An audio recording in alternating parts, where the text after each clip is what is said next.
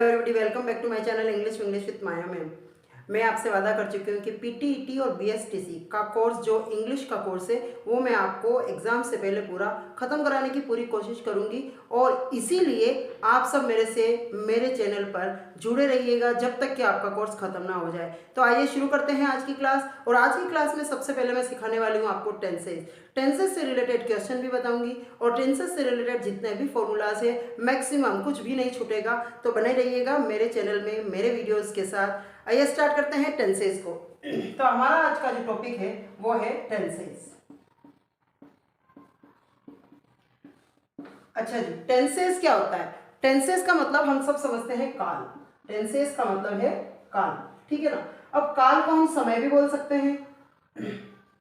Tense हमें क्या बताते हैं? टेंस हमें दो चीजों के बारे में बताते हैं। एक तो टेंस हमें बताते हैं कि कोई काम किसी समय में कितना पूरा हुआ है, और दूसरा ये बताते हैं कि समय क्या है उसका पूरा होने का, है ना।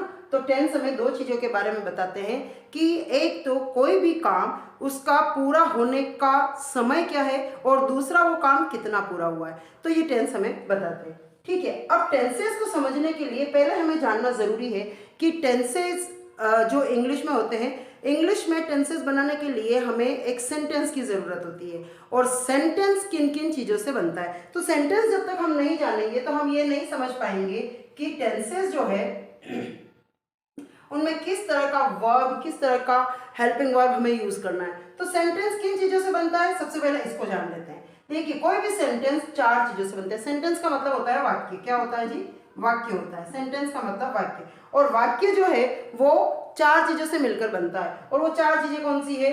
देखिए, सबसे पहला होता है सब्जेक्ट, दूसरा होता है हेल्पिंग वर्ब, तीसरा होता है वर्ब और चौथा होता है ऑब्जेक्ट, ठीक है ना। सब्जेक्ट, हेल्पिंग वर्ब, वर्ब और ऑब्जेक्ट, ये चार चीजें आपको किसी भी सेंटेंस को बनाती है। कैसे? देखिए, मैंने एक सेंटेंस लिखा, राम इज प्लेइंग फुटबॉल, ठीक है जी। मैंने एक सेंटेंस लिखा, राम इज प्लेइंग फुटबॉल। अब इसमें समझिएगा, राम क्या है? राम हमारा सब्जेक्ट है। और सब्जेक्ट का मतलब होता है कि जो किसी के भी बारे में इंफॉर्मेशन दे, यानी ये पूरा सेंटेंस किसके ऊपर डिपेंड करता है, वो हमारा सब्जेक्ट है। सब्जेक्ट नाउन या फिर प्रोनाउन दोनों ही हो सकता है, नाउन और प्रोनाउन। अच्छा, नाउन क्या और प्रोनाउन क्या? नाउन का मतलब है किसी का भी नाम। अब नाम होता है ना संज्ञा, जिसको हम बोलते हैं संज्ञा। और नाम किसी का भी हो सकता है। नाम एक व्यक्ति, विषय, व्यक्ति, वस्तु और स्थान, तीनों का ही नाम हो सकता है। यानी noun is a name of a person, place, thing. और भाववाचक संज्ञा हो तब भी। तो किसी का भी नाम, जैसे ये पंखा है तो ये एक नाम है।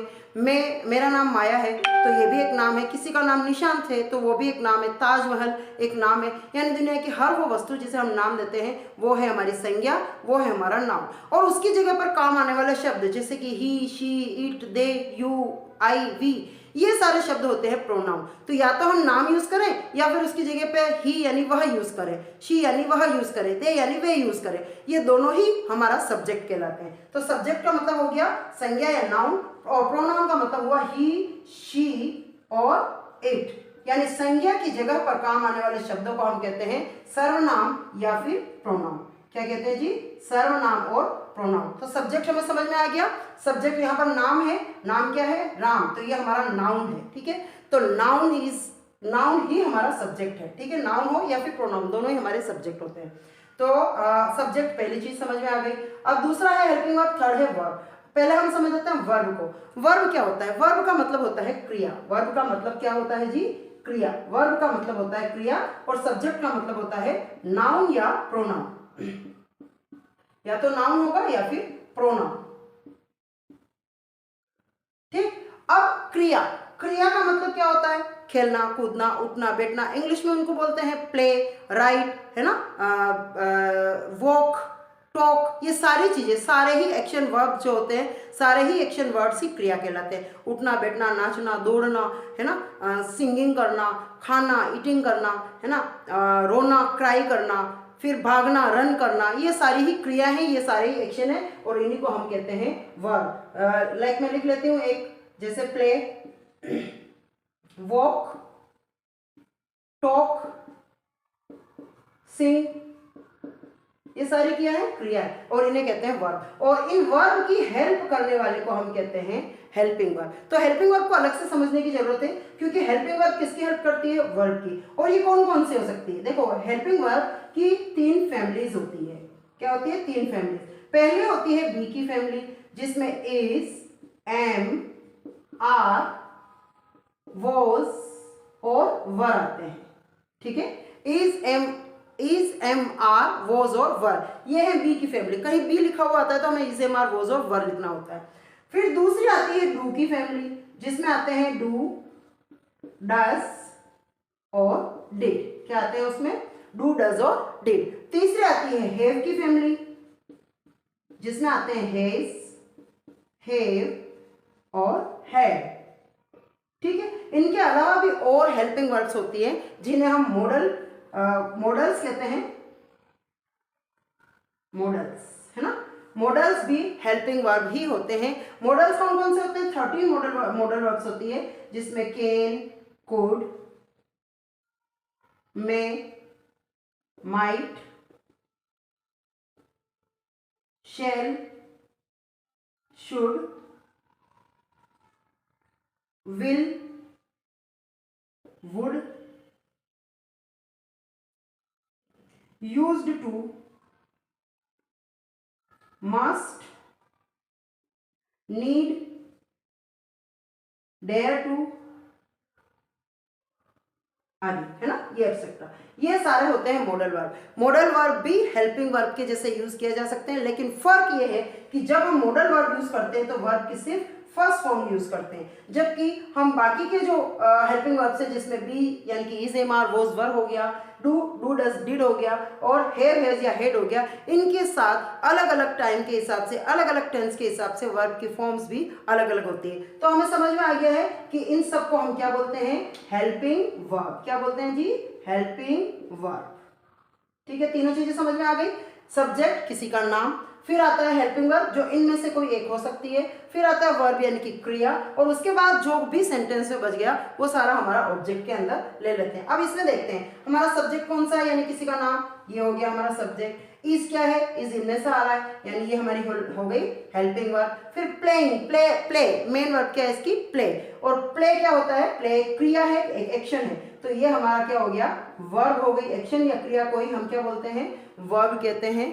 ठीक, और उसके बाद ये जो बचा है ये हमारा हो गया ऑब्जेक्ट, जो भी बच गया वो हमारा क्या है, ऑब्जेक्ट है। तो आपको समझ में आ गया है कि किसी भी सेंटेंस को बनाने के लिए, किसी भी सेंटेंस को, चाहे हिंदी में भी हो तो वाक्य होते हैं, वाक्य को बनाने के लिए कुछ खास चीजों की जरूरत होती है, तो इंग्लिश में भी सेंटेंस को बनाने के लिए 4 चीजों की जरूरत है। पहला सब्जेक्ट, दूसरा हेल्पिंग वर्ब, तीसरा वर्ब और चौथा है हमारा ऑब्जेक्ट। और इन चारों चीजों को इस सीक्वेंस पे रखने पर एक साधारण वाक्य हम बना सकते हैं, एक सिंपल सेंटेंस हम बना सकते हैं। आई होप आपको ये समझ में आया होगा कि कोई सी भी लैंग्वेज में एक सेंटेंस, कोई सी भी लैंग्वेज, यहाँ हम इंग्लिश की बात करें तो इंग्लिश में सेंटेंस बनाने के लिए 4 जरूरी चीजें हैं। पहला सब्जेक्ट, दूसरा हेल्पिंग वर्ब, तीसरा वर्ब और चौथा ऑब्जेक्ट। सब्जेक्ट नाउन या प्रोनाउन, हेल्पिंग वर्ब इनमें से कोई एक, और वर्ब क्रियाएं, और बाकी जो बचा वो सारा ऑब्जेक्ट। आप ले लीजिए इसका स्क्रीनशॉट या जो भी क्लिक करना चाहें देख लीजिए। इसके बाद हम बढ़ते हैं आगे।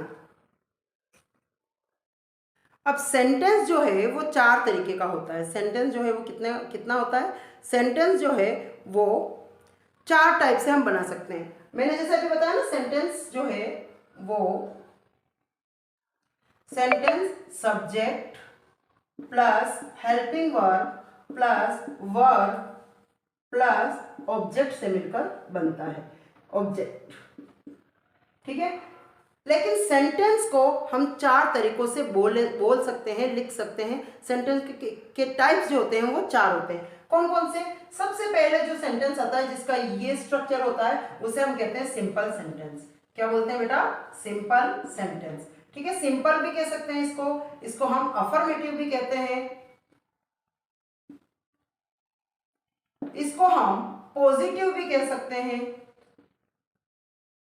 सभी का एक ही मतलब है, सिंपल कहो, अफर्मेटिव कहो या पॉजिटिव, इन सब का मतलब है साधारण वाक्य। क्या बोलते हैं इनको? साधारण वाक्य।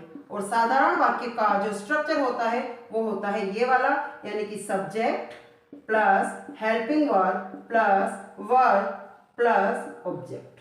ठीक है, जैसे कि राम क्रिकेट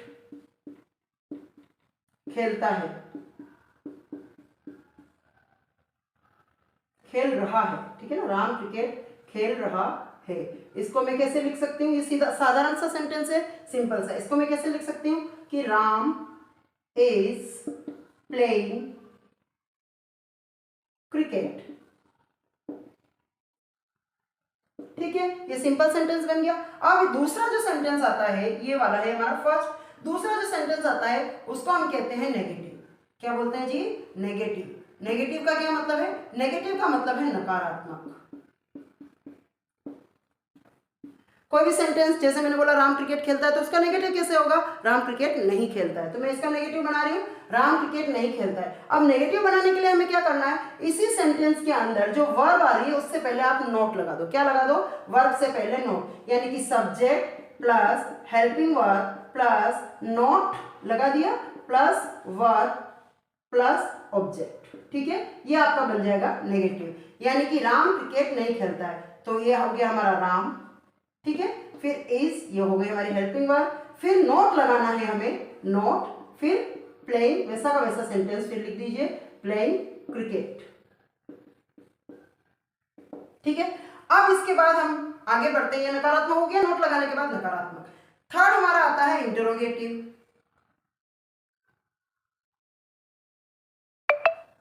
थर्ड हमारा सेंटेंस जो है वो कौन सा है बेटा? इंटरोगेटिव। और इंटरोगेटिव सेंटेंस क्या होता है? इंटरोगेटिव सेंटेंस का मतलब होता है प्रश्नवाचक। क्या होता है बेटा? प्रश्नवाचक। प्रश्नवाचक का नाम से ही हमें पता पड़ रहा है कि हम अगर कोई क्वेश्चन पूछते हैं तो वो होता है प्रश्नवाचक। और प्रश्नवाचक में हमें क्या करना होता है कि जो हेल्पिंग वर्ब होती है हमारे इस सेंटेंस में, फर्स्ट वाले में जो हेल्पिंग वर्ब होती है उसको हम पहले स्थान पर रख लेते हैं और बाकी को वैसा का वैसा सेंटेंस हम लिख लेंगे, तो इसको हम बोलेंगे इंटरोगेटिव या प्रश्नवाचक। कैसे? हमारी हेल्पिंग वर्ब क्या है इसमें? देखिए इज है ना, तो इसको हम सबसे पहले जगह पर रख देंगे, पहले स्थान पर रख देंगे। तो हमने सबसे पहले लिखा इज, फिर क्या आ गया? राम प्लेइंग फुटबॉल, फुटबॉल नहीं क्रिकेट। अब क्योंकि ये एक प्रश्न बन गया है तो हम यहां पर लगा देंगे प्रश्नवाचक, यानी कि हेल्पिंग वर्ब को आगे रखने से ये एक क्वेश्चन बन जाएगा। क्या राम क्रिकेट खेलता है या क्या राम क्रिकेट खेल रहा है? इस सेंटेंस के संदर्भ में क्या राम क्रिकेट खेल रहा है। दूसरे वाले में क्या था? राम क्रिकेट नहीं खेल रहा है। इस वाले में क्या था बेटा? राम क्रिकेट नहीं खेल रहा है। और तीसरे वाले में हमारा ये बन गया, क्या राम क्रिकेट खेल रहा है? क्या राम क्रिकेट खेल रहा है। और क्वेश्चन मार्क। तो देखिए क्वेश्चन बन गया। कैसे बना? हमने सिर्फ हेल्पिंग वर्ब को आगे ले ली और ये हमारा क्वेश्चन बन गया। और लास्ट वाला हमारा सेंटेंस जो है वो आता है इंटरोगेटिव नेगेटिव, या फिर इसको नेगेटिव इंटरोगेटिव भी बोलते हैं। तो इंटरोगेटिव नेगेटिव। अब देखो नाम से ही पता पड़ा, इंटरोगेटिव यानी प्रश्नवाचक और नेगेटिव का मतलब होता है नकारात्मक, यानी कि हमारा ये जो सेंटेंस है जो बनेगा वो बनेगा नकारात्मक प्रश्नवाचक, नकारात्मक। यानी इसमें नोट भी लगाना है और क्वेश्चन भी बनाना है। तो क्वेश्चन तो ये बना हुआ है ही हमारा, इसी में हम वर्ब से पहले नोट लगा देंगे तो ये हमारा नकारात्मक क्वेश्चनवाचक, नकारात्मक प्रश्नवाचक सेंटेंस बन जाएगा। तो देखिए हम लगाते हैं यहाँ पर इज, ये राम, इज राम हो गया, ये क्वेश्चन तो ऑलरेडी बन गया। प्लेइंग से पहले यानी हमारी वर्ब से पहले हमें क्या लगाना है? Note. Is Ram not playing cricket. और फिर क्वेश्चन, क्योंकि यहाँ पे इज से हेल्पिंग वर्ब से शुरू होने वाले सेंटेंस हमेशा मोस्टली क्या बनाते हैं? क्वेश्चन बनाते हैं। यहाँ पर क्वेश्चन बन रहा है और क्वेश्चन के साथ हमने नोट लगा दिया, तो ये इंटरोगेटिव और नेगेटिव दोनों ही हो गए हैं। तो आई होप आपको ये समझ में आ गया होगा। आप इसके लिए इसको अगर लिखना चाहें तो आप उतार लीजिए कॉपी में। सीखा कि कोई भी सेंटेंस 4 तरीकों से बन सकता है। राम क्रिकेट खेल रहा है, राम क्रिकेट नहीं खेल रहा है, क्या राम क्रिकेट खेल रहा है और क्या राम क्रिकेट नहीं खेल रहा है। 4 तरीके से हम किसी भी सेंटेंस को बना सकते हैं। आगे बढ़ते हैं टेंसेस की तरफ। तो टेंसेस सीखने से पहले मैं आपको ये सिखाना चाहूंगी कुछ कॉन्सेप्ट। कॉन्सेप्ट नंबर 1 हमारा है, कॉन्सेप्ट नंबर 1 हमारा है, इन 5 कॉन्सेप्ट्स को याद कर लोगे तो आपको टेंसेस चुटकियों में आ जाएंगे। तो कॉन्सेप्ट नंबर 1 हमारा है कि जहां कहीं भी आपको कंटिन्यूअस वर्ड दिखाई दे, कंटिन्यूअस का मतलब क्या होता है, लगातार। अगर ये वर्ड आपको दिखाई दे टेंस पढ़ते समय तो समझ लीजिएगा कि वहां पर आपको वर्ब की फर्स्ट फॉर्म में आईएनजी लगाना है। क्या लगाना है? वर्ब की फर्स्ट फॉर्म। वर्ब की फॉर्म होती है first form, second form, third form, fourth और फिफ्थ भी होती है। तो फर्स्ट सेकंड जैसे कम, सेकंड फॉर्म हो गया केम और थर्ड फॉर्म हो गया कम। गो, वेंट, गॉन, है ना। First form go, second form went, third form gone. तो इसी तरह से हमें जहां भी कंटिन्यूअस नजर आएगा आप क्या लगा देंगे? वर्ब की फर्स्ट फॉर्म में आईएनजी रख लीजिएगा। जहां जहां कंटिन्यूअस वहां वहां वर्ब की फर्स्ट फॉर्म में आईएनजी। दूसरा कॉन्सेप्ट कहता है कि जहां भी आपको परफेक्ट नजर आ जाए, लिखा हुआ क्या? परफेक्ट। परफेक्ट लिखा हुआ आ जाए, परफेक्ट टेंसेस में आगे आएगा लिखा हुआ, तो जहां परफेक्ट नजर आ जाए वहां पर आप लगा दीजिएगा वर्ब की थर्ड फॉर्म। क्या लगा देंगे बेटा? वर्ब की थर्ड फॉर्म। ध्यान से समझिएगा, जहां परफेक्ट नजर आ जाए वर्ब की थर्ड फॉर्म। और फिर थर्ड नंबर है कि जहां पर आपको परफेक्ट भी नजर आ जाए और कंटिन्यूअस भी नजर आ जाए, यानी कि परफेक्ट, कंटिन्यूअस।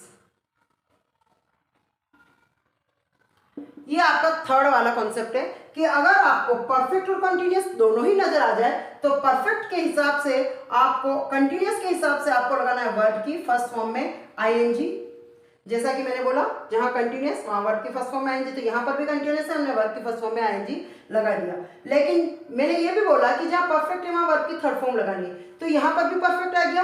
अब हम ऑलरेडी यहाँ पर वर्ब की फर्स्ट फॉर्म में आईएनजी लगा चुके हैं, तो यहाँ पर हम एक और वर्ब तो नहीं लगा सकते, तो हम क्या करेंगे? बी की थर्ड फॉर्म बीन का यूज करेंगे, जो आपके यहाँ पर थर्ड फॉर्म भी हो गई, जो कि परफेक्ट का काम करेगी। यानी जहां पर परफेक्ट और कंटिन्यूअस दोनों वर्ड नजर आ जाए वहां पर बीन के साथ वर्ब की फर्स्ट फॉर्म में आईएनजी लगा दीजिएगा। जहां पर कंटिन्यूअस वर्ब की फर्स्ट फॉर्म में आईएनजी, जहां पर परफेक्ट वर्ब की थर्ड फॉर्म। लेकिन जहां पर दोनों परफेक्ट और कंटिन्यूअस, वहां पर बीन परफेक्ट का काम करने के लिए और वर्ब की फर्स्ट फॉर्म में आईएनजी कंटिन्यूअस के हिसाब से हम ऑलरेडी लगाएंगे, ठीक है ना। तो बीन प्लस वर्ब की फर्स्ट फॉर्म में आईएनजी, ये तीनों कॉन्सेप्ट रख लीजिएगा, आगे बहुत काम आने वाले हैं। नंबर 4 अगर मैं आपको बताना चाहूं तो वो ये है कि जहां पर भी आप, अब ये हो गई वर्ब की बात, अब मैं बात करने वाली हूं हेल्पिंग वर्ब की। किसकी? हेल्पिंग वर्ब की। तो जहां पर भी आपको परफेक्ट लिखा हुआ आ जाए, परफेक्ट, वहां पर या तो आपको हेज लगाना है, या आपको हेव लगाना है हेल्पिंग वर्ब, या आपको हैड लगाना है। तीनों ही एच लेटर से स्टार्ट होने वाले हेल्पिंग वर्ब है, हैव फैमिली के हैं। आपको इन तीनों में से कोई एक लगाना है। तो परफेक्ट में क्या हो जाएगा? ये मान लीजिए यहां पर आया तो आप यहां पर हेज, हेव या फिर हेड लिख कर, इनमें से कोई एक लिखकर वर्ब की थर्ड फॉर्म लगाएंगे। यानी जहां परफेक्ट नजर आ गया वहां पर वर्ब की थर्ड फॉर्म तो लगेगी, लेकिन उसके साथ हेल्पिंग वर्ब कौन सी लगेगी? हेज, हेव या फिर हेड। इन तीनों में से हेल्पिंग वर्ब लगेगी। तो यहाँ पर फोर्थ कॉन्सेप्ट क्या है? हेल्पिंग वर्ब हमारी कौन सी होनी चाहिए? हेल्पिंग वर्ब कौन सी होनी चाहिए बेटा? हेज, हेव या फिर हेड। यहाँ पर हम वर्ब की बात कर रहे थे, यहाँ पर हम हेल्पिंग वर्ब की। और फिफ्थ कॉन्सेप्ट में बताऊंगी कि जहां पर आपको फ्यूचर लिखा हुआ नजर आ जाए वहां पर आपको क्या करना है? हेल्पिंग वर्ब विल या फिर शैल, ये तो आपको लगा ही देना है। इसके बाद और कुछ भी ऐड होगा वो अलग बात है, लेकिन आपको विल और शेल तो सबसे पहले लिख ही देना है। ये 5 कॉन्सेप्ट आप उतार लीजिएगा अपने जहन में भी और अपनी कॉपी में भी, क्योंकि ये आगे चलकर हमारे बहुत काम आने वाले हैं। एक बार फिर से रिकेप करते हैं। कंटिन्यूअस वर्ब की फर्स्ट फॉर्म में आईएनजी, परफेक्ट जहां जहां hedge, have, head plus third की वर्ब की थर्ड फॉर्म, परफेक्ट जहां और परफेक्ट और कंटिन्यूअस दोनों जहां हो वहां पर बीन के साथ वर्ब की फर्स्ट फॉर्म में आईएनजी लगाइएगा। परफेक्ट के लिए मैंने हेल्पिंग वर्ब यहाँ पर भी लिखी है और ये ऊपर भी सेम ही चीज है, हेज, हेव, हेड लगानी है। और जहां फ्यूचर नजर आ जाए वहां विल और शेल लगाना है। अब हम बढ़ते हैं टेंसेस की तरफ कि किस तरह से हम हर टेंस का जो स्ट्रक्चर है सेंटेंस बनाने का, वो कितना आसानी से हम वो समझ लेने वाले हैं। तो बने रहिए मेरे साथ और देखते हैं हम किस तरह से हम टेंसेस को आसानी से सीखते हैं। अब हम जान लेते हैं कि टेंसेस कितने टाइप होते हैं, क्या उनके भी और पार्ट हैं। चलो आइए जानते हैं। टेंसेस एक्चुअली होते हैं 3 टाइप के, है ना। पहला प्रेजेंट टेंस,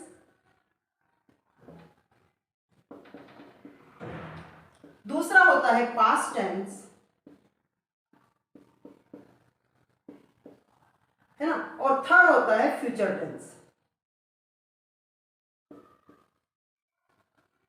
चलो बच्चों, ये तो हमें पता है कि प्रेजेंट टेंस, पास्ट टेंस और फ्यूचर टेंस होते हैं और तीनों ही टेंसों का मतलब क्या है। प्रेजेंट टेंस का मतलब है वर्तमान काल, है ना, वर्तमान काल जो अभी काम हो रहे हैं उनको हम प्रेजेंट टेंस में लेते हैं। पास्ट टेंस का मतलब है जो बीत गया, क्या हो गया, जो बीत गया, है ना, यानी कि भूतकाल, जिसको हम भूतकाल लिख सकते हैं, भूतकाल, भूतकाल, ठीक है। और फ्यूचर टेंस का मतलब है भविष्य काल। ये हम सबको, ये तो नर्सरी की बात है, तो ये तो सब जानते हैं कि टेंस 3 तरह के होते हैं, वर्तमान काल, वर्तमान काल, भविष्य काल और भूतकाल। तो सबसे पहले हम देखते हैं कि क्या इनके और कोई पार्ट है। बिल्कुल है। हर टेंस के 4 पार्ट होते हैं। हर टेंस के कितने पार्ट होते हैं, 4 पार्ट। और 4 पार्ट कौन कौन से। पहला पार्ट होता है आपका प्रेजेंट, मान लीजिए प्रेजेंट कर लिया तो प्रेजेंट इंडेफिनेट, जिसको हम सिंपल भी बोलते हैं। दूसरा पार्ट होता है कंटिन्यूअस, थर्ड पार्ट होता है परफेक्ट और चौथा पार्ट होता है परफेक्ट कंटिन्यूअस। और ये चारों में ही होता है। तो मैं 4 पार्ट यहाँ बना देती हूँ, 4 बॉक्सेस बना देती हूँ और मैं चारों में लिख देती हूँ कि इनके कौन कौन से और ज्यादा पार्ट्स होते हैं। ये वैसे हमने सबने पढ़ा हुआ ही होगा, लेकिन चलो रिवाइज करने की जरूरत है, क्योंकि हम कॉम्पिटिटिव एग्जाम्स देने जा रहे हैं तो हमें बहुत अच्छे से इन चीजों को समझना होगा। तो आइए देखते हैं। सबसे पहले है प्रेजेंट टेंस। क्या इसमें फर्स्ट टेंस जो आता है वो कौन सा है, वो है प्रेजेंट इंडेफिनिट। उसको हम क्या बोलेंगे, प्रेजेंट इंडेफिनिट। इसको हम सिंपल भी बोल सकते हैं, प्रेजेंट सिंपल, ठीक। दूसरा आता है प्रेजेंट कंटिन्यूअस। प्रेजेंट कौन सा आएगा, कंटिन्यूअस। थर्ड आएगा प्रेजेंट परफेक्ट। फोर्थ आएगा प्रेजेंट परफेक्ट कंटिन्यूअस, कंटिन्यूअस, ठीक है ना। तो ये 4 तरह के टेंस प्रेजेंट में है। जैसा हमने यहां पर लिखा वैसा का वैसा हमें यहां लिखना है, खाली प्रेजेंट की जगह हमें लगा देना है पास्ट। तो पहला कौन सा हो जाएगा आपका जी, पास्ट इंडेफिनिट, जिसको हम क्या बोल सकते हैं, सिंपल। दूसरा है पास्ट, क्या आएगा, जो यहां है वो यहीं आएगा, कंटिन्यूअस है तो पास्ट कंटिन्यूअस। थर्ड कौन सा आएगा, यहां पर है प्रेजेंट परफेक्ट, तो यहां पर भी आएगा पास्ट परफेक्ट। और यहां पर है प्रेजेंट परफेक्ट कंटिन्यूअस, तो यहां पर हो जाएगा पास्ट परफेक्ट कंटिन्यूअस, ठीक है। कोई प्रॉब्लम नहीं होनी चाहिए। प्रेजेंट में भी वही टेंस है, बस प्रेजेंट की जगह हमने पास्ट लगा दिया और सेम यही 4 टेंस इसमें भी होते हैं। और ठीक इसी तरह से पास्ट की जगह आप लगा दीजिए फ्यूचर और चारों टेंस को वापस लिख दीजिए। पहला कौन सा आएगा, future indefinite, future continuous, future perfect और फ्यूचर परफेक्ट कंटिन्यूअस। यहां पर मैं लिख देती हूं फ्यूचर इंडेफिनिट, दूसरा आ गया फ्यूचर कंटिन्यूअस, थर्ड आ गया फ्यूचर परफेक्ट और फोर्थ आ गया फ्यूचर परफेक्ट कंटिन्यूअस। ये जो मैं आपको टेंस चार्ट बता रही हूं ये इसलिए है ताकि आप टेंस के स्ट्रक्चर को ना भूलें, टेंस के स्ट्रक्चर आपको हमेशा के लिए याद हो जाए। अब हम आती है हमारे कॉन्सेप्ट्स की बारी, जो मैंने आपको भी सिखाए थे कि कॉन्सेप्ट्स क्या क्या है। देखिए कॉन्सेप्ट्स, मैंने आपको पहला कॉन्सेप्ट क्या सिखाया था, याद कीजिएगा। मैंने बोला था कि जहां जहां पर आपको कंटिन्यूअस वर्ड नजर आ जाए वहां पर आपको वर्ब की फर्स्ट फॉर्म में आईएनजी लगा देना है। लेकिन मैंने उससे पहले आपको सब्जेक्ट, किसी भी सेंटेंस के लिए 4 चीजों की जरूरत बताई थी। 4 चीजों में subject plus helping verb plus object, subject plus helping verb plus verb और ऑब्जेक्ट, ये 4 चीजें बताई थी। तो ध्यान रखिएगा कि सब्जेक्ट और ऑब्जेक्ट में कोई चेंजेस नहीं होते हैं, वो सेम रह सकता है, लेकिन फिर भी हम उनके कार्यों के टेंसेस को चेंज कर सकते हैं। यानी चेंज जो भी होता है समय के अनुसार, जब टेंस जब भी चेंज होता है तो वो होता है वर्ब और हेल्पिंग वर्ब की वजह से। किससे? वर्ब और हेल्पिंग वर्ब की वजह से। तो हम यहाँ पर सब्जेक्ट और ऑब्जेक्ट तो सब में लिख लेते हैं, क्योंकि चेंज सिर्फ वर्ब और हेल्पिंग वर्ब से ही हमारे टेंसेस चेंज हो जाते हैं। तो चेंज जो भी है वो सारा सब्जेक्ट हेल्पिंग वर्ब और वर्ब में ही होगा। तो यहाँ पर हम सब जगह लिख लेते हैं सब्जेक्ट और ऑब्जेक्ट, क्योंकि इनमें कोई चेंज नहीं होने वाला है। राम है तो राम ही रहेगा और क्रिकेट है तो क्रिकेट ही रहेगा। तो मैंने सब जगह क्या लिख लिया? Subject object subject object. ये हमारा राम हो गया और ये हमारा क्रिकेट हो गया। ये हमारा राम, ये हमारा cricket. Subject object subject object, फिर यहाँ पर सब्जेक्ट ऑब्जेक्ट और सब्जेक्ट ऑब्जेक्ट, सब्जेक्ट और ऑब्जेक्ट। ये हमने सब जगह लिख दिया सब्जेक्ट ऑब्जेक्ट। सब जगह एक जैसा क्यों लिखा मैडम? इसलिए लिखा क्योंकि सब्जेक्ट राम है तो राम क्रिकेट खेल रहा है भी हो सकता है, राम क्रिकेट खेलेगा भी हो सकता है, राम ने क्रिकेट खेल लिया भी हो सकता है, राम क्रिकेट खेलता था भी हो सकता है। तो टेंस में राम चेंज नहीं हुआ और ना ही क्रिकेट चेंज हुआ। खेलना क्रिया चेंज हुई और उसके साथ हेल्पिंग वर्ब चेंज होती है। और क्योंकि हमें हेल्पिंग वर्ब और वर्ब से ही पता पड़ता है कि हम कौन सा टेंस यूज कर रहे हैं, इसलिए जो भी चेंजेज है वो सब किस में होंगे? हेल्पिंग वर्ब और वर्ब में। इसलिए सब्जेक्ट और ऑब्जेक्ट सब में हमने सब में सेम ही रहता है, उनमें कोई भी चेंज करने की जरूरत नहीं है किसी भी टेंस की वजह से। ठीक है जी। तो चलिए सब्जेक्ट ऑब्जेक्ट सब में हो गया। अब हमें क्या पता करना है? अगर हमें सेंटेंस बनाने के लिए 4 चीजों की जरूरत होती है, वो है सब्जेक्ट, हेल्पिंग वर्ब, वर्ब और ऑब्जेक्ट। तो 2 तो हमें ऑलरेडी मिल गए, सब्जेक्ट और ऑब्जेक्ट। 2 ही चीजें हमें ढूंढनी है, वो है हेल्पिंग वर्ब और उसके बाद वर्ब। तो चलिए हेल्पिंग वर्ब और वर्ब, पहले मैं स्टार्ट करूंगी वर्ब से, क्योंकि देखिए वर्ब हमारे 3rd नंबर पे थी, यहाँ पर थी, यहाँ पर हेल्पिंग वर्ब है। तो मैं वर्ब से स्टार्ट करूंगी। सबसे पहला मैंने कॉन्सेप्ट सिखाया था कि जहां जहां कंटिन्यूअस नजर आ जाए वहां पर आपको क्या लिखना है? वर्ब की फर्स्ट फॉर्म में आईएनजी लिखना है। जी बिल्कुल, वर्ब 3rd नंबर पर आती है, इसलिए मैंने वर्ब की फर्स्ट फॉर्म में आईएनजी यहाँ 3rd नंबर पर लिख दिया। या 2nd नंबर पर हम लिखेंगे हेल्पिंग वर्ब। ठीक है ना? तो ये वर्ब की फर्स्ट फॉर्म में आईएनजी, यहाँ पर कंटिन्यूअस दिख रहा है इसलिए मैंने लिख दिया। क्या यहाँ पर भी कंटिन्यूअस है? जी बिल्कुल है। तो यहाँ पर भी वर्ब की फर्स्ट फॉर्म में क्या आ जाएगा? आईएनजी आ जाएगा। देखिए और भी कहीं दिख रहा है? बिल्कुल दिख रहा है, आगे वाले में फ्यूचर कंटिन्यूअस। तो यहाँ पर भी वर्ब की फर्स्ट फॉर्म में क्या आ जाएगा बेटा? आईएनजी आ जाएगा। ठीक है ना? तो 3 जगह हमें वर्ब मिल गए। दूसरा मैंने कॉन्सेप्ट सिखाया था, जहां पर परफेक्ट नजर आ जाए वहां पर आपको क्या करना है? वर्ब की कौन सी फॉर्म लगा देनी है बेटा? 3rd form. ये मैंने लगा दिया वर्ब की 3rd फॉर्म, क्योंकि यहाँ परफेक्ट दिख रहा है, यहाँ पर भी दिख रहा है और यहाँ पर भी दिख रहा है। तो मैंने वर्ब की 3rd फॉर्म यहाँ पर भी लगा दी, मैंने वर्ब की 3rd फॉर्म यहाँ पर भी लगा दी और मैंने वर्ब की 3rd फॉर्म यहाँ पर भी लगा दी। ठीक है ना? तो मैंने जहां जहां कंटिन्यूअस नजर आया वर्ब की फर्स्ट फॉर्म में आईएनजी लगा दी, जहां पर परफेक्ट नजर आया मैंने वर्ब की 3rd फॉर्म लगा दी। 3rd नंबर का जो कॉन्सेप्ट था वो क्या था? जहां पर परफेक्ट और कंटिन्यूअस दोनों नजर आ जाए वहां क्या करना है? बीन के साथ वर्ब की फर्स्ट फॉर्म में आईएनजी लगा देनी है। तो यहाँ पर देखिए present perfect continuous, past perfect continuous, future perfect continuous, तीनों में परफेक्ट कंटिन्यूअस नजर आ रहा है। तो हम क्या लगा देंगे बेटा? बीन प्लस वर्ब की फर्स्ट फॉर्म में आईएनजी। क्या लगा देंगे बेटा? बीन प्लस वर्ब के फर्स्ट फॉर्म में आईएनजी लगा देंगे। यहाँ पर देखिए, यहाँ पर भी वही है परफेक्ट कंटिन्यूअस, यहाँ पर भी हम लगा देंगे बीन प्लस वर्ब की फर्स्ट फॉर्म में आईएनजी। बहुत ही सिंपल और आसान कॉन्सेप्ट है। यहाँ पर भी दिख रहा है परफेक्ट और कंटिन्यूअस, यहाँ पर भी हम क्या लगा देंगे? बीन प्लस वर्ब की फर्स्ट फॉर्म में आईएनजी। ठीक है, और उसके बाद हमारा क्या हो रहा है? ऑब्जेक्ट हो गया। कोई प्रॉब्लम नहीं आनी चाहिए। तो देखिए हमें 9 जगह पर हमें वर्ब मिल गई है। यहाँ पर तीनों जगह, जहां जहां कंटिन्यूअस वर्ब की फर्स्ट फॉर्म में आईएनजी, जहां पर परफेक्ट वर्ब की 3rd फॉर्म, जहां पर दोनों बीन प्लस वर्ब की फर्स्ट फॉर्म में आईएनजी लगा दिया। कॉन्सेप्ट नंबर 4 हमारा था, वो था हेल्पिंग वर्ब के बारे में, कि जहां पर परफेक्ट नजर आ जाए वहां पर हमें हेल्पिंग वर्ब हैव, हैज या हैड में से कोई एक लगानी है। ठीक है ना? तो हम यहाँ से स्टार्ट करते हैं। परफेक्ट कहाँ दिख रहा है? यहाँ दिख रहा है परफेक्ट। तो यहाँ पर हम हैज, हैव या हैड, एच लेटर से शुरू होने वाली तीनों हेल्पिंग वर्ब, हैव की फैमिली वाली, उनमें से कोई एक लगाएंगे। तो देखिए बेटा यहाँ पर क्या लगाना है? यहाँ पर हैज, हैव और हैड में से हैव और हैज दोनों लगा दीजिए। हैव या फिर हैज लगेगी तो दोनों में से एक, लेकिन हमें यहाँ पर हैव और हैज यहाँ पर दोनों को लिख देना है। उसके बाद क्या बचा? Have, has, had. यहाँ हैव और हैज यहाँ आ गए तो क्या बचा? जी बिल्कुल हेड बचा। मैं हेड को लिख देती हूँ यहाँ पर। ठीक है ना? किसमें? पास्ट परफेक्ट में। तो प्रेजेंट परफेक्ट में क्या हो गया? हैज, हैव प्लस वर्ब की 3rd फॉर्म।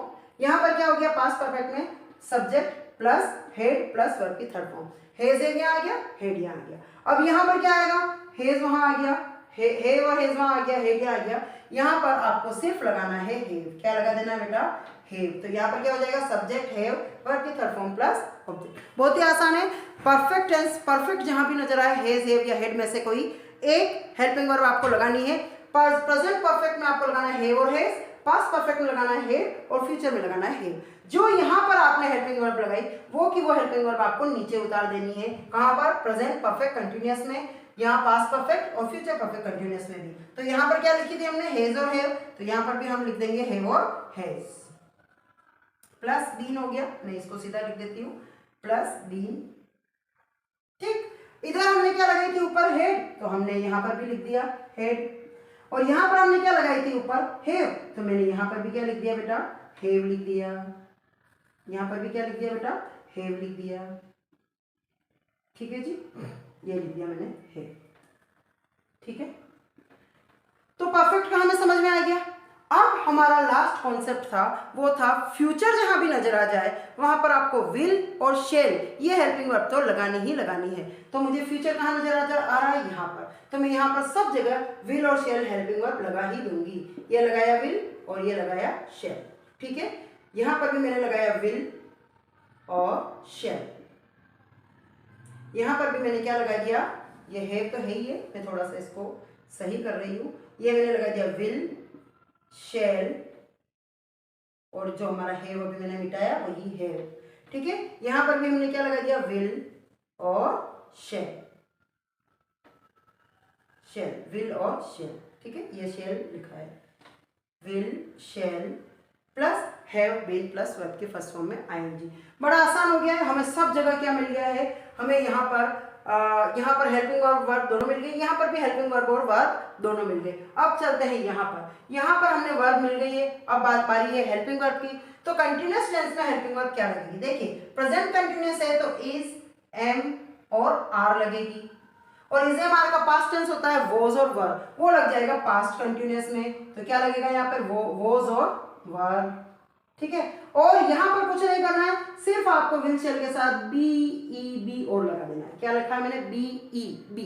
ठीक है ना, बी लगा दिया। ये हमारा पूरा नीचे वाला पूरा टेंस स्टार्ट कंप्लीट हो गया। अब बढ़ते हैं ऊपर की तरफ। यहाँ पर बाकी है ना, तो यहाँ पर हेल्पिंग वर्ब मिली है, नहीं हमें वर्ब मिली है। तो यहाँ पर क्या होगा, देखिए सबसे पहले हम वर्ब की बात करते हैं। तो यहाँ पर आप वर्ब लगा दीजिएगा वर्ब की फर्स्ट फॉर्म में एस और ई एस, और यहाँ पर मतलब वर्ब की फर्स्ट फॉर्म लगा दीजिएगा। यहाँ पर लगा दीजिएगा वर्ब की सेकंड फॉर्म। यहाँ पर क्या लगाया, वर्ब की फर्स्ट फॉर्म, यहाँ पर क्या लगाया, वर्ब की सेकंड फॉर्म, और यहाँ पर भी वर्ब की फर्स्ट फॉर्म वापस से लगा दीजिएगा।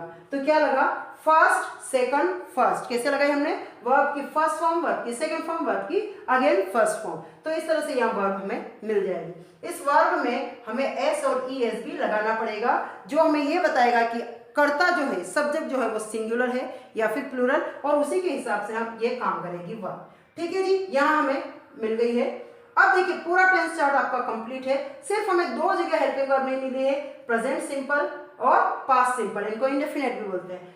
बाकी सब जगह हमें हेल्पिंग वर्ब मिल गई है और ये टेंस चार्ट कंप्लीट हो चुका है। तो देखिए यहाँ पर हेल्पिंग वर्ब नहीं है। यहाँ पर अगर सेंटेंस चार तरीके से बनते हैं, जैसा कि मैंने आपको बताया, सिंपल, नेगेटिव, इंटरोगेटिव और इंट्रोनेगेटिव।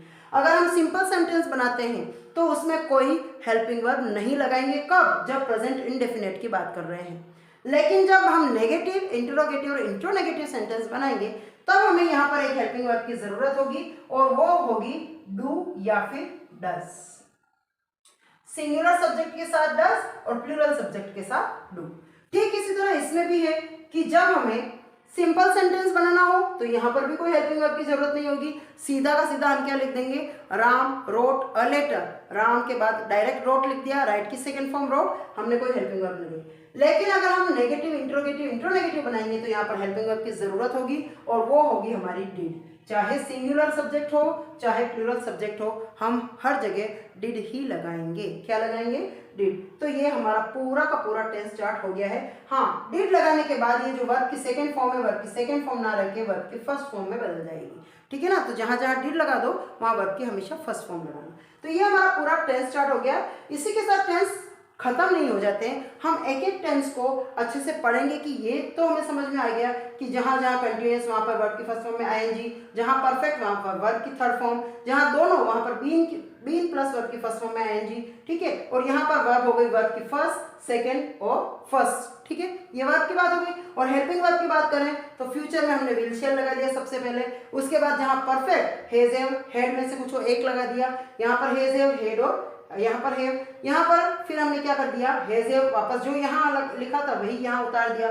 फिर प्रेजेंट कंटिन्यूअस में इज एम आर लगाया, यहाँ पर इज एम आर का सेकंड फॉर्म यानी वोज वर्ब लगाया, और यहाँ पर सिर्फ हमने बी लगा दिया। और इधर अगर हम बढ़े तो सिंपल सेंटेंस में कोई हेल्पिंग वर्ब नहीं लगेगी, लेकिन अगर हम नेगेटिव, इंट्रोगेटिव, इंट्रोनेगेटिव की बात करें तो डू और डज लगेगा और यहाँ डिड लगेगा, ठीक है। तो आई होप ये टेंस चार्ट आपको समझ में आ गया होगा। इस टेंस चार्ट के बाद हम एक एक टेंस को क्वेश्चन आंसर के साथ सॉल्व करेंगे और हम समझेंगे कि इनको अप्लाई कैसे किया जाता है और किस तरह से हम किसी भी टेंस को पहचान सकते हैं कि लिखी गई लाइन में कौन सा टेंस हमें यूज करना है। तो ये आप एक बार उतार लीजिए, उसके बाद हम स्टार्ट करते हैं आगे, वन बाय वन एक एक टेंस को हम पढ़ते हैं। चलिए अब हम बात करते हैं वन बाय वन एक एक टेंस की। तो हमारा सबसे पहला जो टेंस हम पढ़ने वाले हैं वो है प्रेजेंट टेंस। क्या है? Present tense. और इसको हिंदी में क्या बोलते हैं भाई? इसको हिंदी में हम बोलते हैं वर्तमान काल, ठीक है ना। और ये कहाँ कहाँ यूज होते हैं वो भी मैं आपको बताऊंगी।